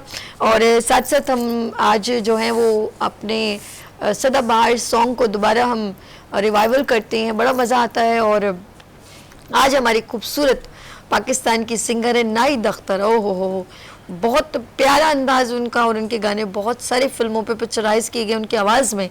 और आज हम उनको डेडिकेट कर रहे हैं अपना इस शो, क्योंकि उनके नाम से हम प्रोग्राम कर रहे हैं। तो वो है भूली बिसरी यादें, यानी कि सदाबहार सॉन्ग, हमेशा ताज़ा खूबसूरत। जब जब उन फूलों पे पानी छिड़का तो वो फिर उसी तरह गुनगुनाते हैं। तो हमारे साथ इस प्रोग्राम को कंडक्ट करेंगे, मेरे साथ मौजूद हैं म्यूजिशियन, सिंगर, एनालिस्ट करते हैं मौसीकी को। तो मेरे साथ मौजूद हैं परवेज़ बशीर साहब। अस्सलाम वालेकुम। वालेकुम सलाम। कैसे हैं आप? अल्हम्दुलिल्लाह। आज हम डेडिकेट कर रहे हैं नाइद अख्तर साहिबा। क्या बात है साहब। नाइद अख्तर वो गुलकारा है और वो वॉइस है उनकी कि वो बिल्कुल ही मुख्तलिफ, बिल्कुल चेंज फ्लैट आवाज़ थी उनकी और बहुत अच्छे गाने हैं। फिल्म इंडस्ट्री को बहुत अच्छे उन्होंने अच्छे गाने दिए और उनके गानों की तो एक बिल्कुल जमानत थी फिल्म हिट होने की कि वो जब भी गाती थी तो मतलब उनके सदाबहार गाने होते थे और बहुत से गाने गाए माशाल्लाह। फिल्म इंडस्ट्री को बहुत अच्छे गाने दिए। 1956 में ये पैदा हुई माशाल्लाह, इनका मतलब ट्रिब्यूट हुआ, बर्थ हुई इनकी 1956 और मुल्तान से इनका ताल्लुक था। और इन्होंने पहला मुल्तान रेडियो से इन्होंने सबसे पहले 1970 में 1970 में इन्होंने गाना शुरू किया और बहुत कामयाब हुई। अच्छा, उनके हिस्से में इसलिए भी ज़्यादा गाने आए कि जब जिस ज़माने में ये जब आई 70 में जब फिल्म इंडस्ट्री में ये एंटर हुई, तो उस वक्त सिर्फ हमारी मैडम नूरजहां ही थी। बाकी माला साहिबा भी मतलब कम गा रही थी, कोई फीमेल सिंगर था नहीं। रूना लैला जो है वो इंडिया बांग्लादेश चली गई, तो उनको एक अच्छा मौका मिला और फिल्म इंडस्ट्री में उनको बहुत से सॉन्ग दिए, और ख़ासकर एम अशरफ साहब ने उन्हें बहुत सॉन्ग दिए। ये दुनिया रहे ना रहे में, हाय हाय क्या गुलाम मोहिउद्दीन और बाबर शरीफ, ओहो बड़ी हिट फिल्म थी, बहुत सुपर हिट। जी हाँ, शबाब के रानवी प्रोडक्शन फिल्म थी। नजर शबाब इसके डायरेक्टर थे और शबाब के थोड़ा गुनगुनाए ना, गाना इतना प्यारा है, खूबसूरत। ये दुनिया रहे ना रहे मेरे हमदम, कहानी मोहब्बत की जिंदा रहेगी, कभी गीत बनके ये महका करेगी, कभी गीत बनके ये गाया करेगी, ये दुनिया रहे ना रहे मेरे हमदम।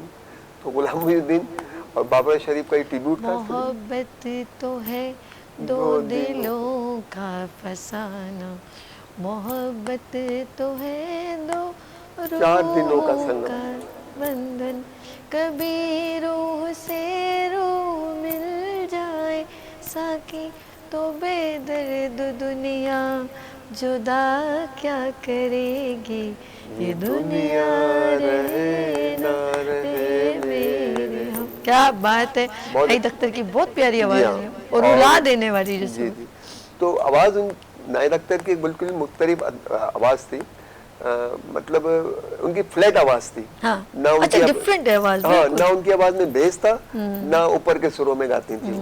वो ज़्यादातर जो है वो मिडिल पे गाती थी। असल में मैं आपको बताऊं कि एक हारमोनियम जो होता है ना, उस पर 3 सप्तकें होती हैं, तो बीच के सप्तकों में एक मतलब गाती थी। ना उनकी आवाज़ ऊपर टीप पे जाती थी, ना उनकी बेस थी, लेकिन मुनफरिद आवाज़ थी। प्लेबैक सिंगर के तौर पे बड़ी उभर के सामने आई। फिर उन्होंने वो गाया, अब आप ये देखें, था यही क्या था यकीन के आएगी ये रातां कभी, और रानी के ऊपर वो उस वक्त वो फिल्म कितनी सुपर हिट, जनाब सुरैया भोपाली, और बड़ी अच्छी वहीद मुराद उसके हीरो थे, रानी हीरोइन थी। तो ये है कि नाहिद अख्तर बहुत सुरीली आर्टिस्ट थी। यकीन के आएगी ये रातां कभी तुमसे होवेगी मुलाकातां कभी। हाँ, क्या बात। फिर इन्होंने नीलो के साथ एक पिक्चराइज किया गाना, बांट रहा था जब ओए वहीद मुराद और नीलो। अच्छा, सर ये गुनगुनाए सर प्लीज, ये मैं कहूंगी सर। चलिए जी, मैं गुनगुनाता हूँ। बांट रहा था जब खुदा सारे जहां की नेमतें, अपने खुदा से मांग ली, अपने खुदा से मांग ली, मैंने तेरी वफा सनम, बांट रहा था जब खुदा सारे जहां की नेमत। तो ये नीलो साहिबा ने जब रियाज शाहिद मरहूम इनके शौर थे। सर आपने आगे क्यों नहीं गाया? मैंने इसलिए नहीं गाया कि मैं आप गा रही थी तो नहीं आप गाएं, इसका अगला शेर सुना अगर आपको याद है तो। नहीं याद, मुझे सही याद नहीं है। लोग यहाँ तेरे मेरे प्यार को आजमाएंगे, तुझको अलग सताएंगे, मुझको अलग रुलाएंगे, अपना मगर है फैसला, अपना मगर है फैसला, होंगे न हम जुदा सनम, बांट रहा था जब खुदा सारे जहां की नेमतें। क्या बात है, वाह वाह मेरे लिए। हाँ नहीं बिल्कुल। आप तो बहुत अच्छा गाती हो, समझती है गाने को सभी सवाई। तो कोई आगे नाहिद अख्तर का एक चला आगे। हाँ, फिर बहुत से गाने गाए उन्होंने, जैसे शुरू में उन्होंने ज़ेवा के पिक्चराइज हुआ गाना फिल्म शमा, और उसके हीरो थे वहीद मुराद, बड़ी अच्छी कास्ट थी, मोहम्मद अली, वहीद मुराद, बेग साहब थे, माशाल्लाह, सब सुपर दीवा थी, दीवा जी, ओ हो, ज़ेबा साहिबा थी, वो है ना जी, बहुत अच्छा सॉन्ग है वो, मेरे जहन में इस वक्त नहीं आ रहा, अभी आ जाएगा, तो वो भी बड़ा नाहिद अख्तर ने, किसी में है के मेरी जिंदगी सवा दी, मेरे दिल की धड़कनों में, मेरे दिल की धड़कनों में नई आरज़ू जगा दी, एक मेहरबान आके मेरी जिंदगी। तो ये सुपर हिट इनके सॉन्ग थे ये उस जमाने के। फिर उन्होंने जब ये पिक्चर में, जब ये इंडस्ट्री, जब पिक्चर ये गाना तुझे प्यार करते करते मेरी उम्र बीत जाए, हाँ ये भी उसका है, मेरा नाम है मोहब्बत का। तो सर हो जाए, तुझे प्यार करते करते मेरी उम्र बीत जाए, मुझे मौत भी तो आए, तेरे बाजुओं में आए, तुझे प्यार करते करते। क्या बात है। नेक्स्ट ओ जी। फिर उन्होंने फिर एक बहुत अच्छी फिल्म थी देखा जाएगा, उसमें इन्होंने बिल्कुल ही डिफरेंट अंदाज का गाना गाया, प्यार कभी बाबरे शरीफ पे पिक्चर आया था ना, मर जाएगी तेरी आशी, तो वो जहाँ कहीं भी जाएगा तू वहीं आएगी तेरी आशी। आशी बड़ी हिट हुई थी, है ना। तो ये लोगों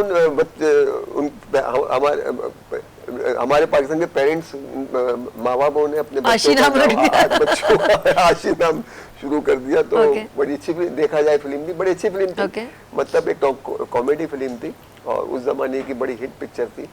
और इसके बाद फिर उन्होंने कहा तुरु तुरु तारा तारा, वो ये समझ ले अहमद रुश्ती जिस तरह नहीं गाना गाते हैं, तो ये उनकी भी अहमद रुश्ती, लेडीज में अहमद रुश्ती नजर आई।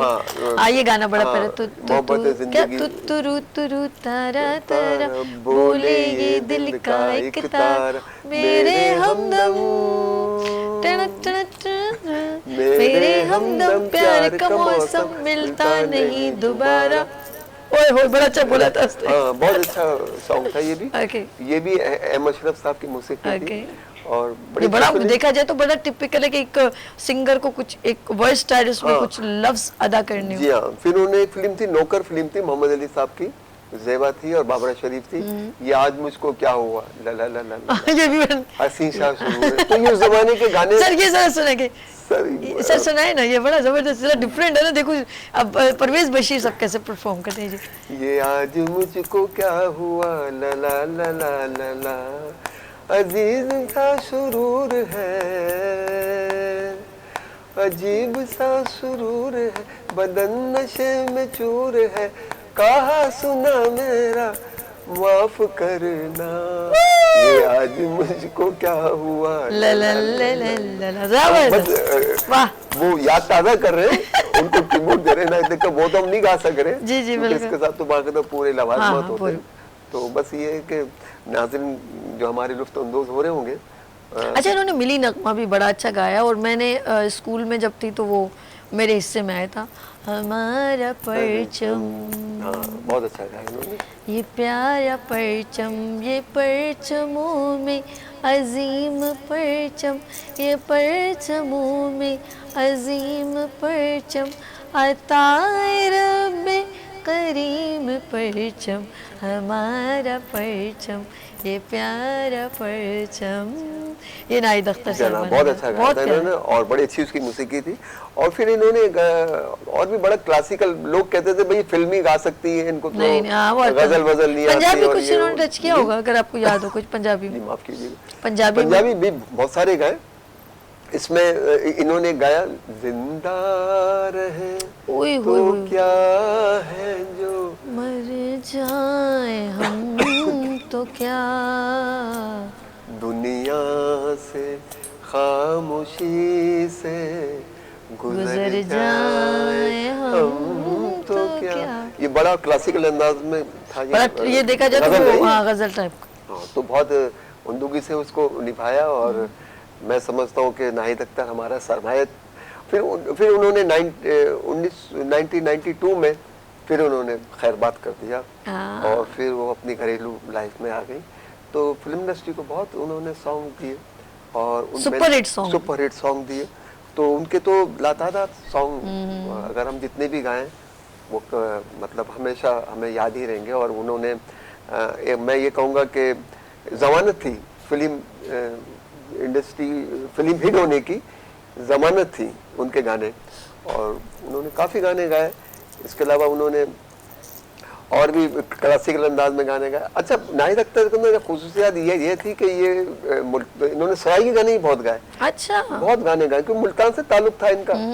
तो इस तरीके से माशाल्लाह अल्लाह क्या बात है। नाहिद अख्तर को आज हम ट्रिब्यूट पेश कर रहे हैं और डेडिकेट कर रहे हैं अपने थोड़ी सी एक ऐसे अल्फाज। ऑफ कोर्स हम उनके लिए कुछ कर तो नहीं सकते, लेकिन हम हमेशा दुआ करेंगे अल्लाह पाक उनको सलामत रखे। उन्होंने जितना भी काम किया बट सिंसेरिटी से हमारे पाकिस्तान में जितने भी सॉन्ग्स उन्होंने बीइंग अ पाकिस्तानी अपने पाकिस्तान के लिए जो बेहतर तरीके से वो प्रेजेंट, और बड़ी यंग एज में उनके मैं पुराने जो एक गेटअप देखती हूँ PTV का जो कभी कभी वो क्लिप्स आते हैं ना हमारे पास, तो वो पुराना एक पतली दुबली सी लड़की वो चुटिया पहनी और यूं काजल और दुपट्टा यूं वी वाला दुपट्टा लिया हुआ, तो वो एक उनका। फिर उसके बाद उन्होंने कैरी किया साड़ी को।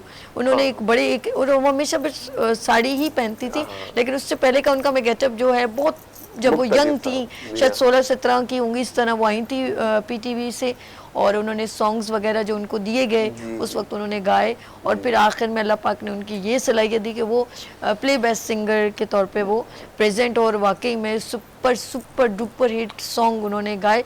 कुछ शायद हमें भी याद भी नहीं होंगे और जहन में ऐसे चल रहे होते हैं, और बड़ी बड़ी मूवीज इस वजह से हिट भी होती हैं सॉन्ग्स की वजह से। हाँ, तो जैसे आज हम गा रहे हैं। हाँ, मतलब मैंने कहा ना सभी के मतलब उनके फिल्मों में स्टोरी वगैरह कुछ नहीं होती थी, मतलब उनके सॉन्ग्स की वजह से फिल्में इतनी मतलब हिट हो जाती थी कि लोग सिर्फ सॉन्ग सुनने ही जो है ना। अच्छा, फिर जब उन्होंने फायदा उठाया वक्त के हिसाब से, क्योंकि कोई भी फीमेल सिंगर नहीं थी। अच्छा। मैडम थी और एक ये थी, फिर महनाज साहिबा आई। तो जब महनाज साहिबा आई तो उन्होंने थोड़ा सा अपने आप को थोड़ा चेंज किया और अच्छा मतलब इम्प्रूवमेंट बढ़ाई पहले तो वन मैन थी ना। अच्छा, वन मैन थी। फिर उन्होंने 92 में इन्होंने जब देखा कि फिल्म इंडस्ट्री अब जवाल पजीर हो रही है, फिर उनको सॉन्ग नहीं मिल रहे थे, फिर वो कहते हैं ना कि आप जब भी उरूज पे हो तो जब भी रिटायरमेंट आप नहीं, जब आप उरूज पे हो तब जवाल को भी जहन में मद्देनजर रखें कि जवाल भी आता है। हम लोग असल में प्रिपेयर्ड होते हैं, बस अच्छा ही अच्छा होना चाहिए, लेकिन मैं कहती हूँ वो लोग हमेशा खुश रहते हैं जो ये समझें कि ज़िंदगी में ये भी एक धचका बहुत ज़रूरी है और ये होता है और ये आता है ज़िंदगी में। तो ये प्रिपेयर होने से क्या होता है कि बहुत सारे लोग जैसे हमारे सुपरहिट लोग हैं, जैसे वहीद मुराद साहब जो हैं वो बर्दाश्त नहीं कर पाए, और ऐसे बहुत सारे आर्टिस्ट हैं, चाहे वो इंडिया में हो, फनकार की तो कोई सरहद नहीं होती। साहब को देखे ना, बिल्कुल बिल्कुल ऐसे होता है, उनको फिर एक धचका लगता है और क्या होता है उनको अगर वो काम नहीं मिल रहा तो वो डिसहार्ड हो जाते हैं। तो और फिर वो अब देखे ना, अब ये जैसे नाहिद अख्तर आई, अब मैं थोड़ा सा जिक्र करूंगा। एक और हमारे होते थे मुजीब आलम साहब, उनके साथ ये होता था कि वो गाते तो बहुत अच्छा थे, बहुत अच्छी आवाज थी, नो डाउट, लेकिन उस जमाने में फीमेल सिंगर बहुत, मेल सिंगर बहुत थे, ठीक है ना, गुलकार बहुत थे, गुलकाराएं बहुत कम थी। अखलाक अहमद थे, हाँ, और वो ए नैयर साहब थे, हाँ, और ए नैयर वगैरह थे। अच्छा, ये मुजीब आलम का मैं थोड़ा इसलिए जिक्र आपको करूंगा, हम नेक्स्ट प्रोग्राम जो रखेंगे हम इनके लिए रखेंगे। मुजीब आलम बहुत अच्छे सुरीले थे, बहुत, उन्होंने जो भी गाना गाया खूब गाया। झूमो उन्होंने वो गाया ना आपके एक है इशारा फिल्म का, यूं खो गए हम तेरे प्यार में, हम अब होश में आना मुश्किल है।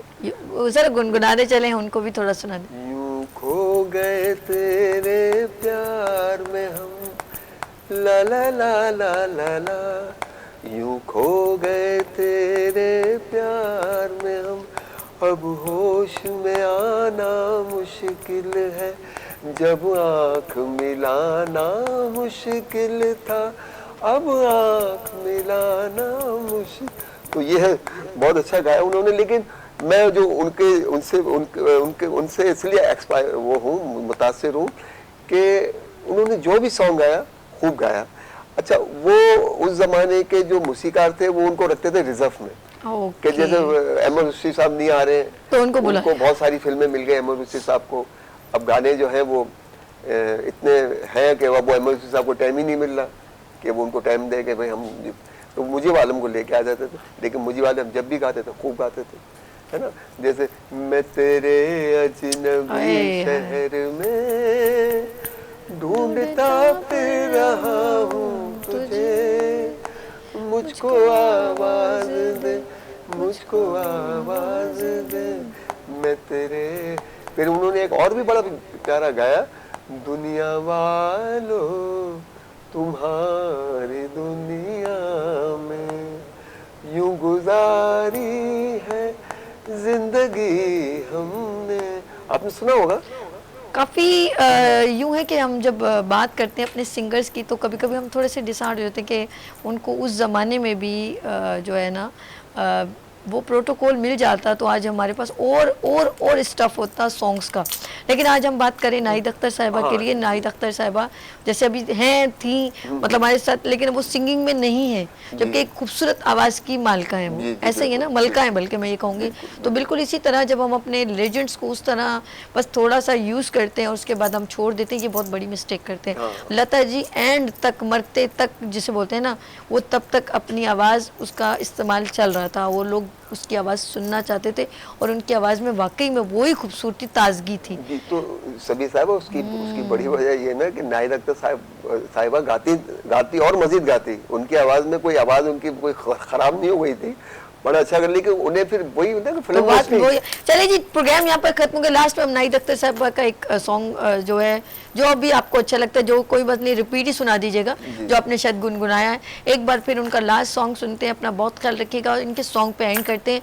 और जी नाज़रीन, अपना मुझे दुआ में याद रखिएगा। इंशाल्लाह कल फिर मिलेंगे, किस तरह, उभरते सूरज की तरह। जी परवेज़ बशीर साहब, एक लास्ट नाहिद अख्तर के लिए। जी बिल्कुल, वही मैं बांट रहा था जब खुदा, हाँ सुना, चल हाँ।